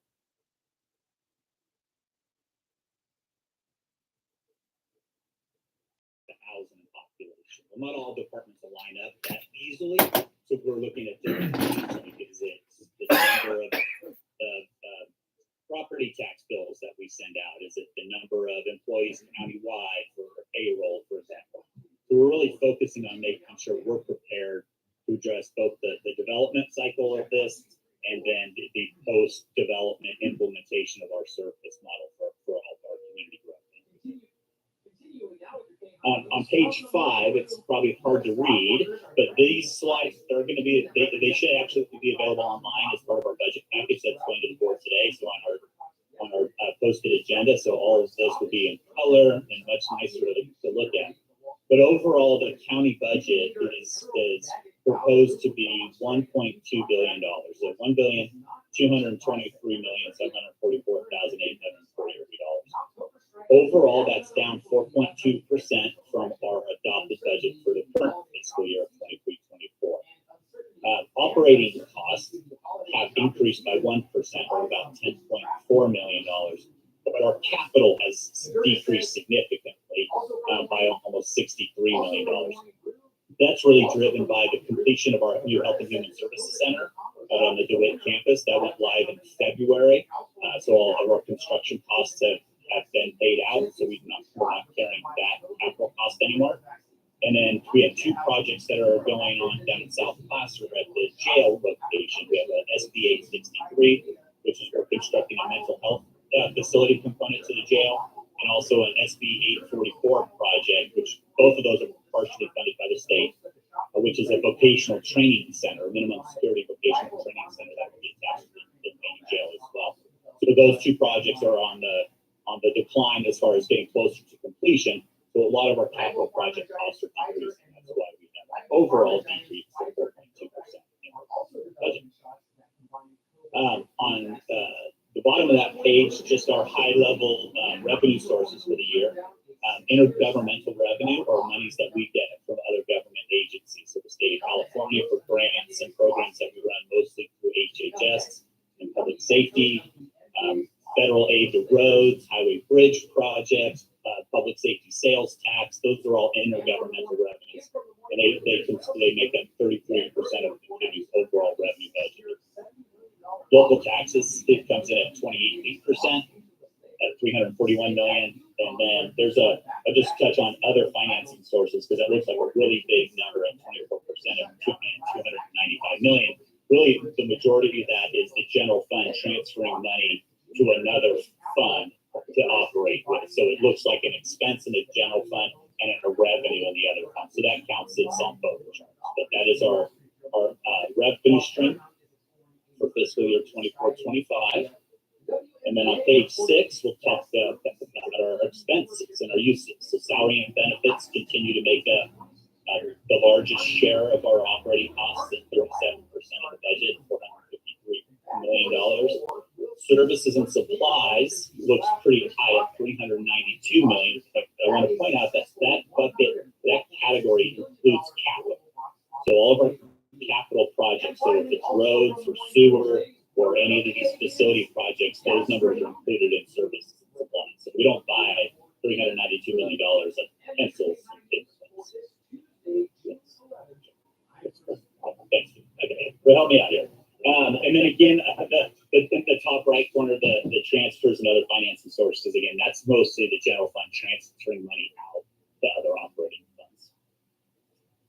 Overall, we talk about a $1.2 billion budget. The chart, or the pie chart on the bottom of page 6, kind of breaks that down into 3 categories. One is our operating expenditure. So if we were truly just measuring how much the county spends to operate staff and the community services that we provide, it's about $800 million a year. When we take into consideration capital and road projects and equipment purchases and things like that, that makes up another $146 million. And then our transfers again and other usage, which is reserve designations and transfers to other operating funds, really makes up $277 million.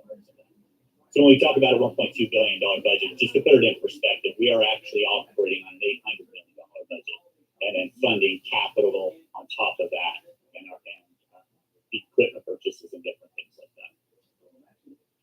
And that is all the slides I gave you. And I see a question already. Yes.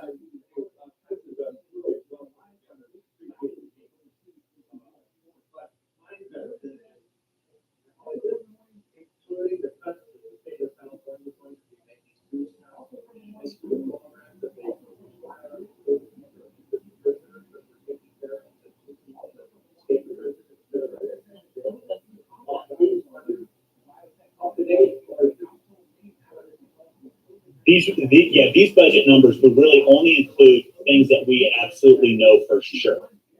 So as of this point in time, we've heard rumblings about some grants falling off and not being approved for fiscal year 24-25. We haven't actually seen that yet. Once the state finishes their budget process, we'll know for sure. But all of our department heads and their different associations like Child Support, Health and Human Services Directors, they are in close contact with all of their statewide partners. CSAC, for one, and one of our groups, always watching what's coming from either the governor's revise or the legislature's proposed budget and projecting where those cuts might be. This budget, as it stands, is everything that we know to be true. So where we don't know that we have money coming, it's not budgeted.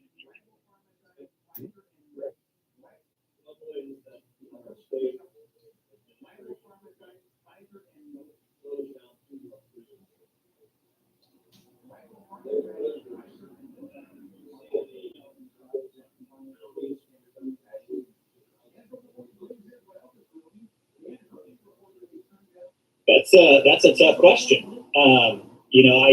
What we've seen from the state in the past, obviously, is their programs of either closing prisons or realigning programs shift jail population to the counties. That would in turn cause either us to have to find more bed space or have people not incarcerated at the county level. So I think those are all things that we've seen before. And obviously our justice system in Placer County has a preference on how they sentence individuals, but we're not necessarily creating more bed space at this point in time. The SB 863 project I mentioned does increase beds. The vocational unit is really going to be a shift of beds. So there's not any growing capacity to house more incarcerated individuals. Any other questions? Right.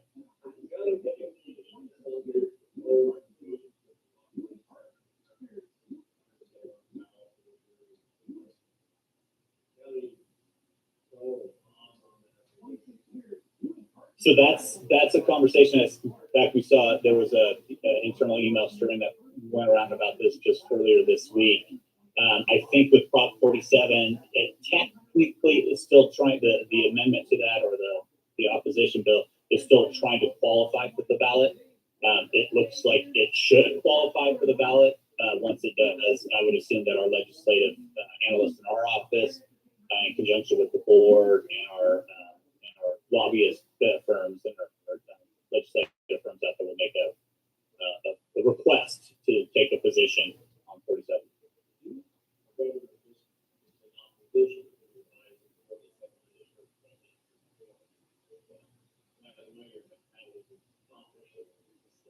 Yeah, I would not hazard to say, but I'm fairly certain that several of our local district attorneys in neighboring counties as well have already stepped out on their position on 47.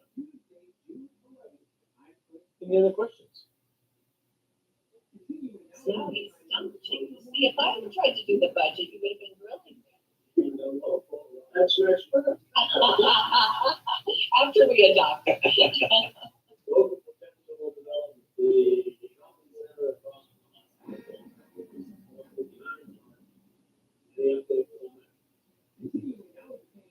it for sale sign up?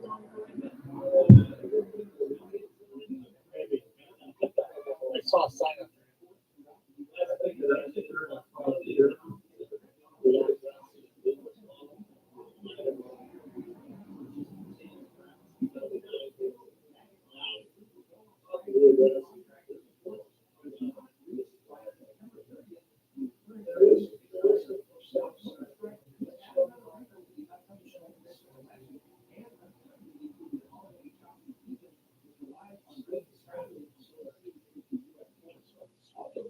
Forgotten one job shopping online. Let's shop local and Jackie's memory, and at 9:15 we are adopting a commendation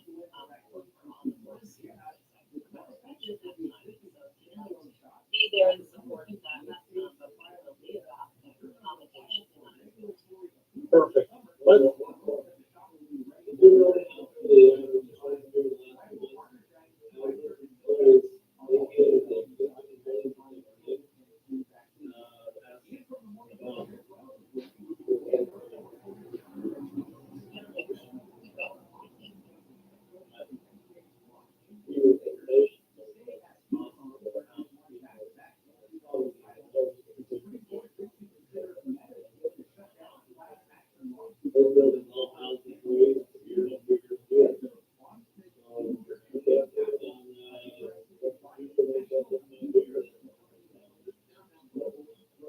But there are a certain number of buildings out there that will never be demoed.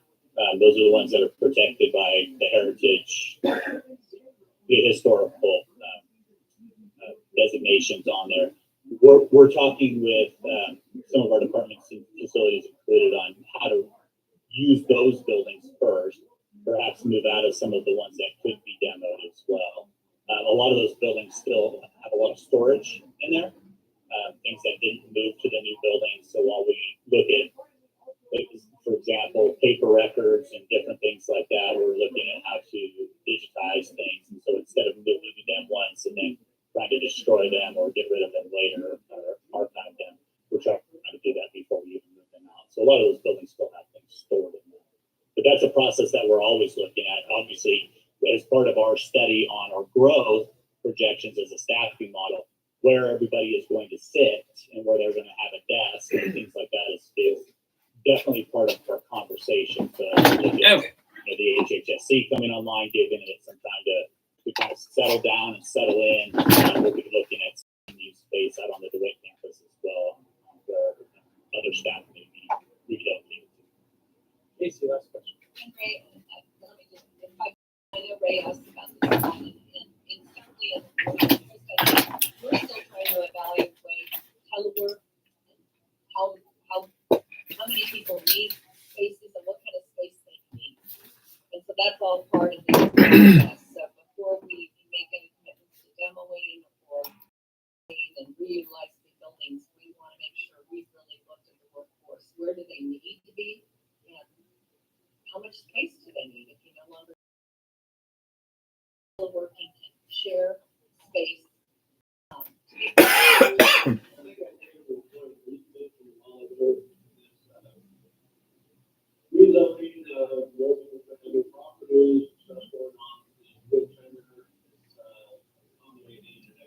Another 400 units. Yep.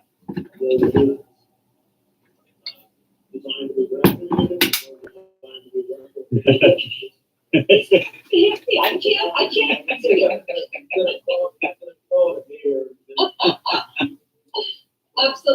Absolutely. And Daniel and I had a meeting yesterday, and it was on my list, and I forgot to bring it up to him again. Can any of that be reutilized for any sort of housing? Yeah. Casey? Good idea.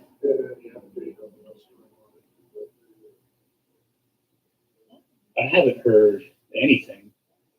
I did a tour last week with the people that are working on the restoration, and we allowed them to put banners up to do more fundraising.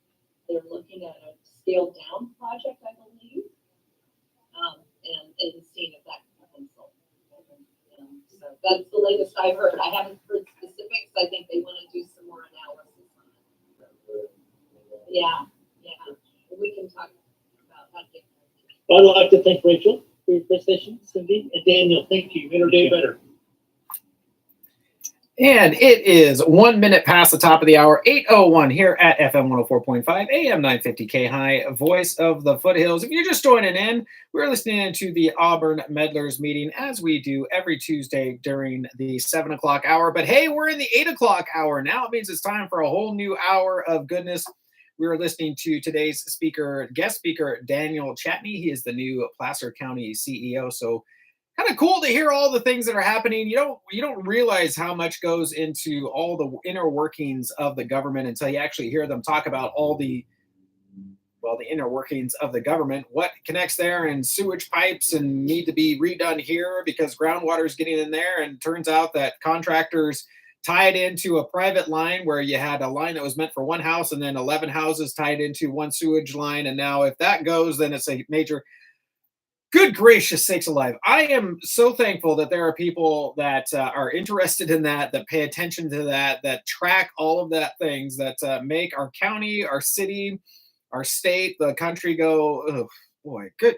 Hats off to you. Public servants and politicians and everything that trying to get stuff, those that are trying to get stuff done. And I know it's the majority of them. There's some bad apples in there, but hey, I know it's the majority of folks that are trying to get stuff done. And speaking of folks who try to get stuff done and did get stuff done, Jackie Weston was the former CEO of the Auburn Chamber of Commerce. There was a mention at the beginning of the meeting that we didn't hear today, but I want to update you on. She passed away suddenly and tragically about a week ago. And so obviously a huge loss to the Auburn community. She was quite the advocate and outspoken voice for local businesses, shopping local, not only here in Auburn, of course, being her hometown, but moreover, just shopping local all around, the importance of small businesses in our communities, and what a huge loss that was for Jackie to leave us too soon. And so just a heads up, if you're in Auburn today around 11 o'clock today, there's going to be a procession for her coming down, starting up at Cleveland Avenue up there, and it's going to come down Lincoln Way here. And it's going to come down, and they actually gave a little bit. Daniel Berlant gave some more information on it.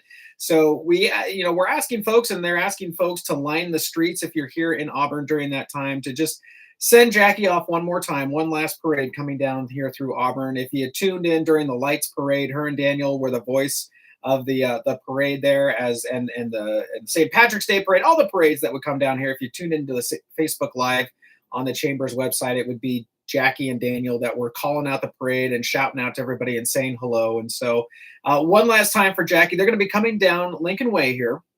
So just a heads up, if you're here, we'd love for you to line the streets and just say one more time goodbye to her. They're going to come down Lincoln to Central Square here, right around Tango there, and all the businesses right around Central Square. And then it's going to hang a right and come down here right in front of the State Theater, right in front of the radio station here. It's going to come down past the State Theater and then go across down over near the courthouse over there. They're going to go over to Maple Street and then go over the bridge over to Nevada Street over there, cross over the freeway to Nevada Street, and then come up to Nevada Street and go up near Fulweiler there, and then we'll end up there at the cemetery up there. That ceremony is just for family only, so just a heads up, that's going to be a family-only ceremony. But then there's going to be a huge celebration of life for Jackie on Saturday, June 15th from 4 to 8 p.m. at Auburn Rec Park. That's at 123 Recreation Drive there. So you're invited to come join for food, music, and remembering Jackie, an amazing friend and advocate for our community. We didn't hear it at in the Meddlers meeting there, but Daniel Berlant said, bring your own chairs. BYOC, bring your own chairs. But lots going on today. So again, heads up that there's a procession going down here in downtown Auburn, starting at about 11 o'clock this morning for Jackie. Heads up there. Hey, we'll be back with more right after this. 2023 saw home insurance soar out of control, forcing many people to actually contemplate selling their home. Brandon Harris here to say it's not all doom and gloom. At Homer Insurance, you'll talk to real insurance experts that have real solutions. We work with dozens of real estate companies helping their agents solve problems every day. If you think you're paying too much, give us a crack and call Homer Insurance today at 916-339-7070. 916-339-7070.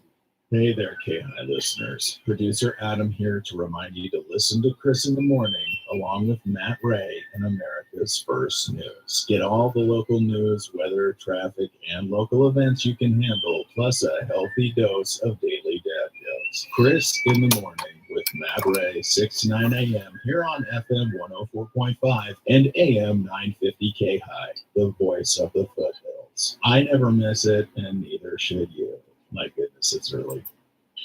Tuesday with a forecast, mostly sunny and hot today, very close to 99, and there's a heat advisory in effect through Wednesday. Temperatures tonight with light winds around 67, mostly clear skies. Another hot one on tap for Wednesday, mostly sunny, mid to upper 90s. A little bit cooler Thursday and Friday, about 85 to 92 degrees. Mostly sunny skies will continue. This is meteorologist Tim Root from FM 104.5 and AM 950 KAHI. And thank you there, Tim. It is 7 minutes past the top of the hour, 8:07 a.m. here at FM 104.5, AM 950 KAHI, voice of the foothills. Chris Quant with you here, holding it down on this Tuesday morning here. Again, it's going to be a hot one, as Timmy just said. So make sure that if you got something to do, get out there early. I told my youngest today, or yesterday, we've got some lawn mowing to do. The yard needs some attention. So get out there early, son, if you're listening, and get the yard mowed there, kiddo. Hey, if it's your birthday today, happy stinking birthday to you. I hope you have a fantastic day as you're getting up, as you're getting started.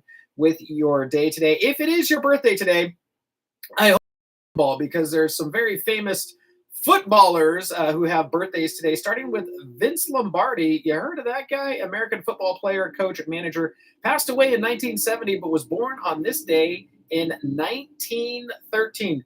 Jacques Cousteau, French biologist. I don't know why my voice went up so high there. French biologist, author, and inventor, co-developed the aqua lung, passed away in 1997. Oh, wow, really? That was sooner than that. Anyway, passed away in 1997, was born on this day in 1910. Gene Wilder, you remember him, American comedic actor, died in 2016, but was born on this day in 1933. Charlie and the Chocolate Factory. I think will forever. I think that's probably his most iconic role. I know Young Frankenstein. That was good too. I always think of him as Charlie and the Chocolate Factory. Joe Montana, American football player, born on this day in 1956. Boy, that's a name from my childhood. I could tell you, I think all the players on the 49ers, their names, I can't remember half of them now, but Montana, Rice, Ronnie Lott.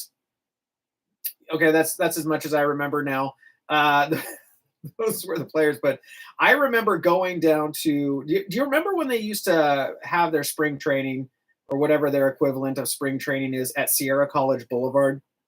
I remember going down there one time with my dad, and Montana was. It was in the years of Montana. Rice was there. All those guys. I don't know if that was a Super Bowl year. It must have been a Super Bowl year. But we went down to Sierra College and watched them just play. It was such a treat. It was such a. I was never like a big football. I mean, I liked playing football with my friends out in the street, and we played on the playground at school. But to see that's one of the first times I remember seeing somebody that I recognized that was remotely famous. And went, oh my gosh, there are those guys out there. And my dad actually worked with a guy who was one of the equipment managers. I think he was an equipment manager with the 49ers. He had one of the Super Bowl rings, got to see the actual ginormous Super Bowl ring. That's probably why we went down, because he was working with a guy who used to work with the organization. So always will remember that. That's one of those childhood memories that you just kind of hold on to and remember forever. Also today, Shia LaBeouf, American actor, born on this day in 1986. We watched Transformers, the first Transformers movie recently. I watched it with my son and my wife. And I was watching Shia's performance in Transformers, and it is brilliant. In my opinion, yeah, it's a big shoot 'em up, bang 'em, Michael Bay movie, but his performance, the character that he got there, he might be 2 bits crazy. You might think he's a little crazy if you've seen some of his stuff, but he is a genius, in my opinion, when it comes to acting. Really, really great actor. Speaking of another great actor, Hugh Laurie, English actor, born on this day. House, you remember him. But he also did a thing with, who was the guy? Great British actor. Why can't I remember his name? Anyway, one of my favorites. They had an act back in the day. But Hugh Laurie, English actor, born on this day in 1959. Stephen, I can't remember his name. One of my favorite actors too, but of course can't remember his name. Anyway, Hugh Laurie, born on this day in 1959. Hey, we're going to talk a little bit about the restaurant industry. It's making a comeback. We thought maybe in the pandemic it would have been dead. We're just going to take out, eat out, Uber Eats, whatnot. We'll talk a little bit about that coming up right after this. Odds are you've never heard that before. But for the 40 people diagnosed with sarcoma every day, Stephen, life-changing. Who is it? Because sarcoma is Stephen. Sarcoma is a cancer of bone and soft tissue more prevalent in children than in adults. More than 6,000 people lose their lives to sarcoma each year. Treatment options for sarcoma are limited, and new therapies are possible. More research and increased awareness is necessary to find a cure for a cancer that you probably didn't even know existed until now. Through awareness, advocacy, and research, the Sarcoma Foundation of America is determined to help those affected. I can't remember his name. Cancer, to bring hope to the children and adults whose lives are forever changed by a word they had never heard before. Please help us in the fight to find a cure for sarcoma. For more information on sarcoma and the work of the Sarcoma Foundation of America, please go to curesarcoma.org. I can't stay awake any longer, George. It'll be on right after the night owl movie. Stephen Wright, no. It's a fantastic 10-second commercial, Helen, and I'm standing right there pointing to the car. Grams! What, yawn yet, Georgie? Not yet, but you're falling asleep. What's this on my forehead? Cheese dip, Grams. Fell asleep in the cheese dip. Must have fallen asleep in the cheese dip. Oh, George, why does your TV commercial have to be on so late? Our ad budget could only afford fringe time, but that's okay because a lot of people are up to grams. I'm up. You're on the TV? No, but soon. Well, I'm all set right here next to the TV. I wouldn't be... If your advertising isn't reaching the people you want, radio definitely will. With its many different formats, radio reaches every lifestyle. So you can target Why more can't I messages remember to his name? exactly who you want, when you want, at a price you can still afford. Okay, Helen, here it comes. It's George. It's Oh, George. I get it. Let me turn off the TV. Hello, George. Must have hung up. Want to wake up your advertising? Try radio. It's right on the button. A message from the Radio Advertising Bureau. 13 minutes past the top of the hour, 8:13 a.m. Still can't remember that English actor. Like, what is this guy's? Stephen Wright? No, he was a stand-up comedian. I can't remember. I'll think of it here eventually. But I want to talk a little bit. This is from the Morning Brew. This is an interesting stat coming through for us. Basically, he was saying, after some observers were writing its obit during the height of the pandemic, the restaurant industry is now on track to have its best year ever in 2024 with 1.1 trillion, that's trillion with a T, in sales, according to the National Restaurant Association. That's up from $864 billion in 2019, just before the pandemic. Meanwhile, the average U.S. household spent 53% of its gastronomic budget on food outside of the house, the highest proportion of all time, the Wall Street Journal reported. The restaurant renaissance has powered through inflation and other economic headwinds thanks to a variety of factors, including improved technology, new takeout and delivery options, and yes, even the foodie culture. So turns out the restaurant industry is going stronger than ever. I was walking through town the other day and I was reflecting back. Now, of course, COVID was horrible and it was bad and all that thing, but I was kind of bemoaning that we don't have the outdoor seating culture like we used to have. And out there, you could have chairs out there and little areas that they made with umbrellas and stuff like that. I wish we would have a little bit more of that. I wish we would have a little bit more of the pedestrian culture there that we got during COVID. But maybe it'll come back. Who knows? But hey, it is 15 minutes past the top of the hour. Now, right now, normally we would listen in to the Fox Business Report, but I'm going to do you one better right now because it's Tuesday and it's time for our Tuesday trainer tip from Brad over at CAC Fit. Brad, what do you got for us today? Here on KAHI Radio, one of the questions I get asked so often is, how do I lose this fat around my stomach? Or how do I burn the fat off my arms? Well, I hate to break it to you. Unfortunately, the only way you can burn fat is to eat in a calorie deficit, which means you need to either increase your activity or decrease the amount of food coming in. We need to burn more energy than we are consuming. That's the only way you're going to get rid of fat. There's not one particular exercise that's going to burn the fat off your stomach or off the back of your arms. As much as I wish that was true, it just is not. So if you're looking to eliminate fat in certain areas of your body, you just got to figure out your food, your nutrition, and how many calories you're burning. And we need to make sure that that math works out where more energy is going out than is coming in. Anyway, hopefully that helps you guys. This is Brad from CAC Fit here on KAHI Radio for your Tuesday training tip.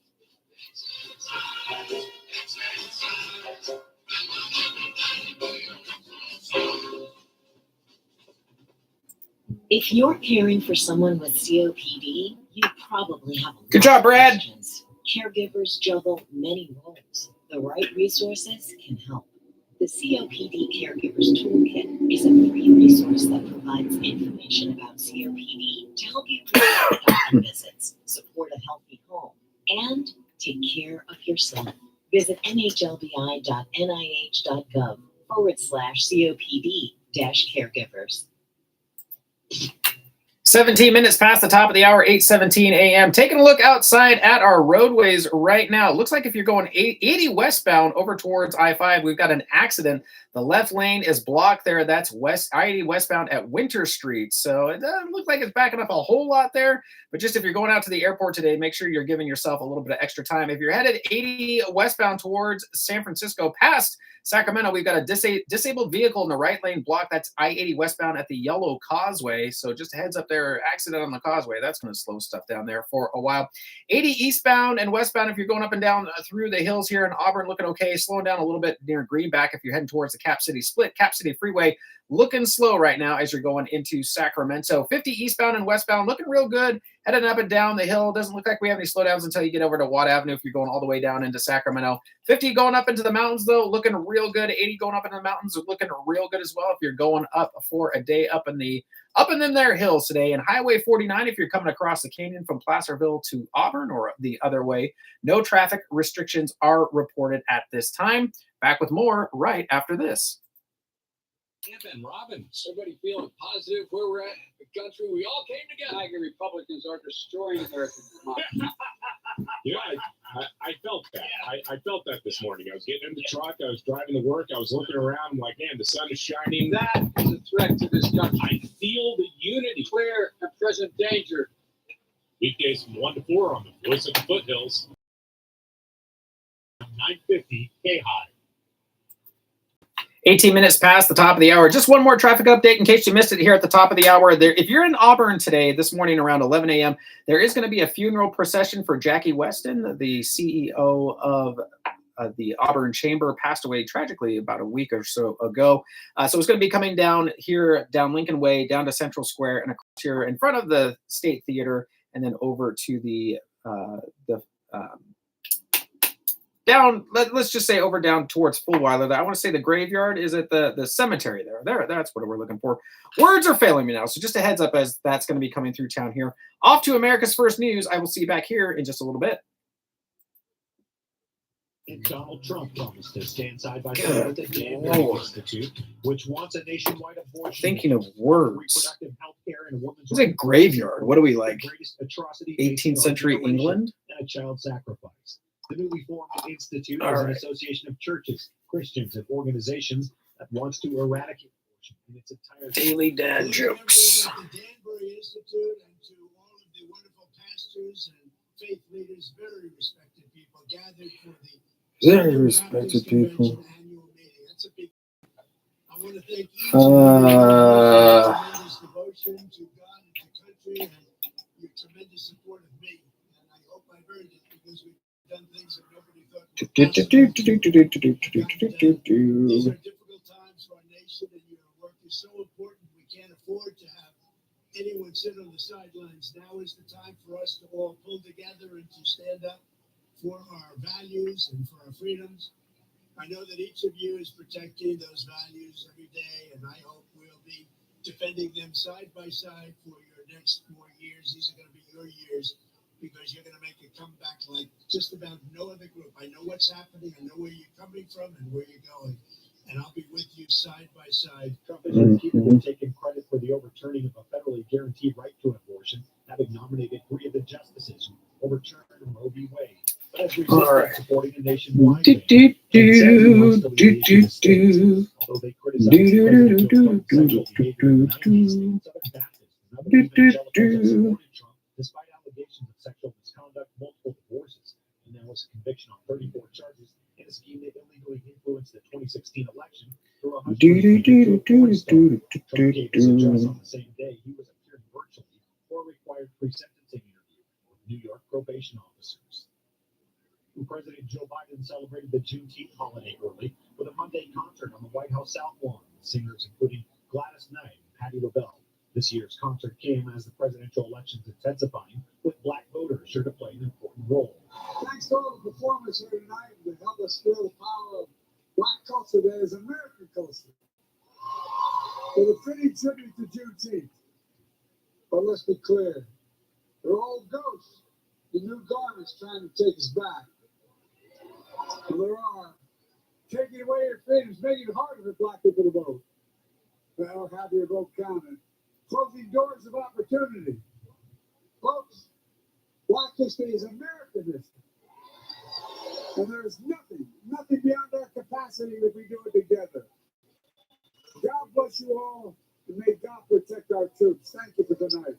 The Juneteenth concert had blatant political overtones, with MC Roy Wood Jr., the comedian and actor, ticking through policy achievements by the Biden administration, such as capping insulin prices and forgiving student debt. Few states embody the steep challenges Biden faces in his rematch against Trump more than Pennsylvania. Biden's banking heavily on it, which was home to his 2020 campaign headquarters. Pennsylvania Democratic Governor Josh Shapiro told MSNBC he's unsure how Trump's felony convictions will weigh on voters who are not MAGA supporters. I think they want to be led by someone who is honest and decent, someone who's actually on their side, like Joe Biden. All they hear from Donald Trump is a whole bunch of whining about this country, and I think Donald Trump's got to quit whining. Got to quit trying to divide us. I mean, consider this, Jen. We're producing more energy than ever before in this nation. We have the strongest economy in the world, and we are beating China for the first time in decades. Okay, so we got one dad joke. The adjective for metal is metallic, but not so for iron, which is ironic. Oh, wait, I got to go to the... That's why I have that. This is the greatest country on earth, and it's time that we all start acting like it. The good people of Pennsylvania understand that this is a great country. Understand that we got a whole lot going for us. And now it's time for us to continue whining. What do you call a store that sells only bagels and donuts? Whole Foods. The shipping channel into Baltimore's port has fully reopened to its original depth following the March 26th collapse of the Francis Scott Key Bridge, which blocked most maritime traffic into the harbor. Officials announced a full reopening in a news release Monday evening. It comes after a massive cleanup effort as crews removed an estimated 50,000 tons of steel and concrete from the river. All right, and then we've got Beat the Heat. Bridge, which collapsed after a container ship lost power and crashed into one of its supporting columns, sending 6 members of a roadwork crew plunging to their deaths. The incident remains under investigation. Inflation data this week could help determine the Fed Reserve's timetable for interest rate cuts. Officials meet and they will issue a statement that may suggest a prelude to eventual cuts. They'll get the data Wednesday ahead of their meeting, which right now is complicated by a robust job gain in May, with employers across a range of industries adding jobs.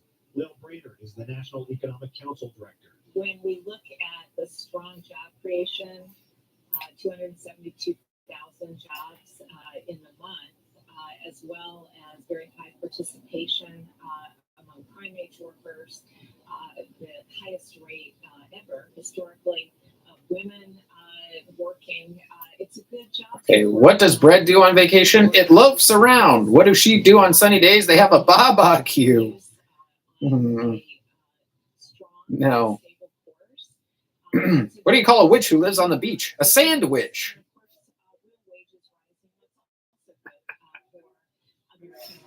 That's funny. That's pretty good. All right, there we go. Exercise, exercise. Everybody come along and exercise.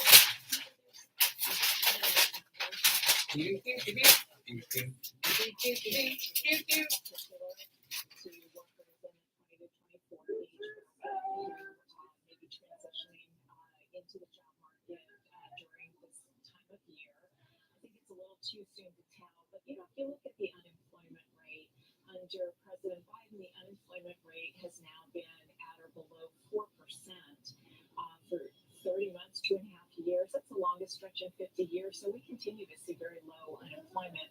And again, if you look at prime-age workers, participation rate ticked back up is high. Women employment and participation rate is very strong. So lots to like overall, even as we're seeing measures that the labor market is coming into better. Everybody come along and exercise.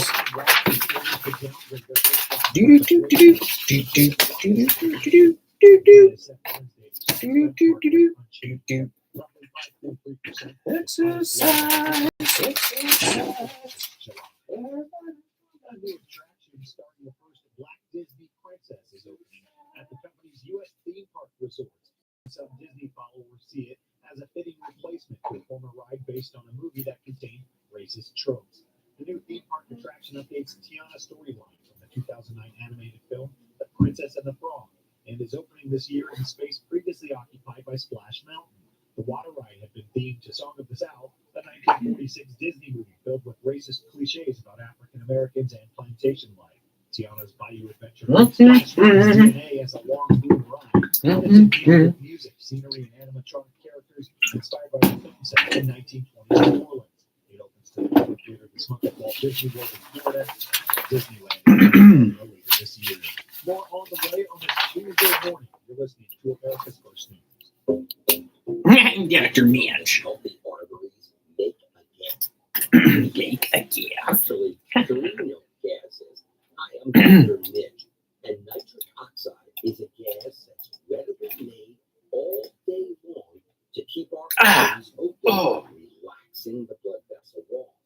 By doing this, our circulation is increased, bringing blood, oxygen, and nutrients to every part of your body.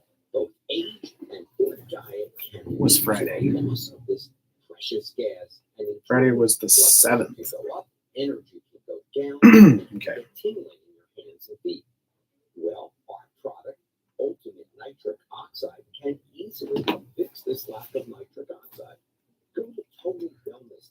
Okay, Lake of the Pines will shout you out. 78 degrees. Looking for a high of 98 degrees today. It's going to be a hot one today. In today's troubled world, our USA Armed Forces stand ready to protect you, your family, and our American way of life. When veterans return to civilian life, they deserve your recognition and support. You can help put vets to work by donating your car, truck, or van to Patriotic Hearts. Your donation will directly support programs to help vets find jobs or even start their own business.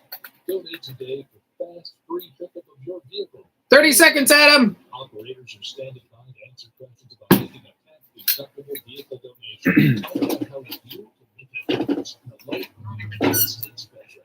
Call 800-209-4580 for 24-hour response. Call 800-209-4580. 10 seconds, Adam. 800-209-4580. I know. It's dad jokes. That's 800-209-4580. And good Tuesday morning to you. It is Tuesday, June 11th. It is 30 minutes past the top of the hour, 8:30 a.m. And hey, good morning to you, Lake of the Pines. Currently, it is 78 degrees where you're at right now, looking for a high of 98 degrees. Now, normally we'd do this during the 7 o'clock hour, but we had the meddlers meeting, as we do on Tuesdays during the 7 o'clock hour. So we're moving your daily dad jokes. That's right, make you laugh. I'm guessing you're probably going to roll your eyes at a few of these. But hey, it's all in good fun. It's all in good humor. There's a lot of serious things going on. And let's take just a little time to just chuckle together as we look at some daily dad jokes. You can send me yours live at KAHI.com like Stephanie did. Stephanie M sent this one in. What do you call a store that sells only bagels and donuts? Whole Foods. No, Adam, producer, it's spelled H-O-L-E. It's spelled H-O-L-E, not W. Okay. Anyway, what do you call a store that sells only bagels and donuts? Whole Foods. Thank you, Stephanie, for sending that one in. Oh my gosh, I saw this one yesterday. It made me chuckle. The adjective for metal is metallic, but not so for iron, which is ironic. The adjective for metal is metallic, but not so for iron, which is ironic. I'll tell that one to the kids or the grandkids if you got them there today. And just because it's going to be a little bit hotter here, let's have some summer edition dad jokes. Let's go over to the right tab here. What does bread do on vacation? It loafs around. Get it? All right, there we go. What do sheep do on sunny days? They have a barbecue. Oh, that one didn't go over well with producer Adam. All right, let's try this last one. Here we go. One more. What do you call a witch who lives on the beach? A sandwich.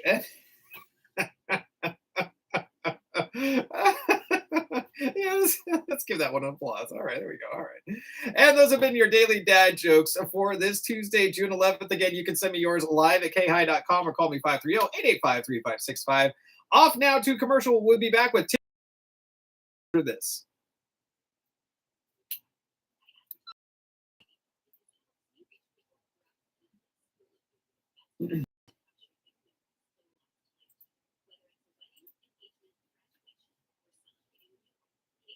right, Timmy, you're up.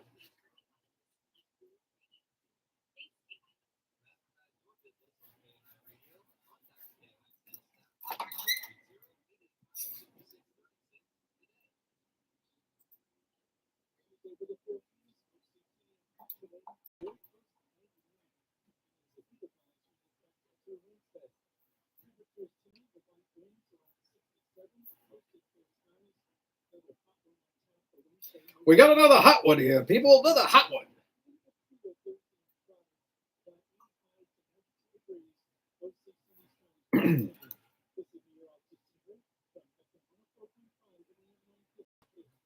Thank you, Tim. And just a heads up, too, for you as well. The A's will be playing on KAHI tonight. It's going to be the second game against the San Diego Padres. Radio start time is at 6 o'clock this evening. The first pitch will be at 6:40 p.m. So some more evening baseball for you here. Check out all the action here on KAHI. Radio start time is at 6 p.m. First pitch, 6:40 p.m. A's versus the San Diego Padres. Also, if you're in Auburn today, heads up at 11 o'clock this morning. There's going to be a funeral procession for Jackie Weston coming down Lincoln Way here, turning right, coming in by the theater here, and then heading over across Maple, over up Nevada Street to the cemetery up there. So just a heads up, line the streets, wave hello to Jackie, and one final time as the procession goes by here. Hey, as always, until we meet again tomorrow, remember to be kind, be honest, be yourself, and remember you can't hate somebody if you're hugging them. Have a great rest of your morning and your day. I'll see you bright and early tomorrow morning. Back now to America's First News.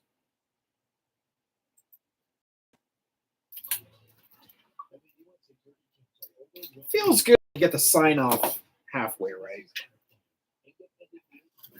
Okay, I gotta jam home. I gotta get back for a train. So we'll reset that to 6 minutes. Turn that light off, and we'll unplug the headphones here. It's kind of cool when you develop a routine of things like I gotta do that first, and do that second, and then this third, and that third. Go line that up. This gotta remember to charge my iPad tonight, otherwise I'm going to be in trouble tomorrow. And do that. And I gotta get. Okay, there we go. There we go. Dad jokes. Delete that. Delete that. Delete that. Got these recordings. Okay, here.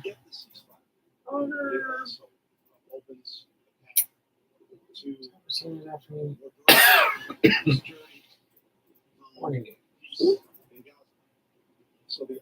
6, 7. I'm gonna go to 7 and 8. Yep, and then we're going to go to here. We're going to go to 7, 8.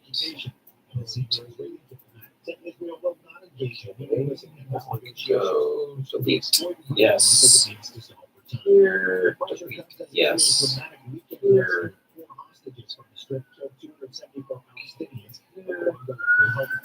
Water back up.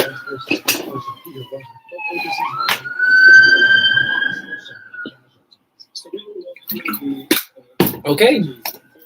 Thanks for joining in today. Bye.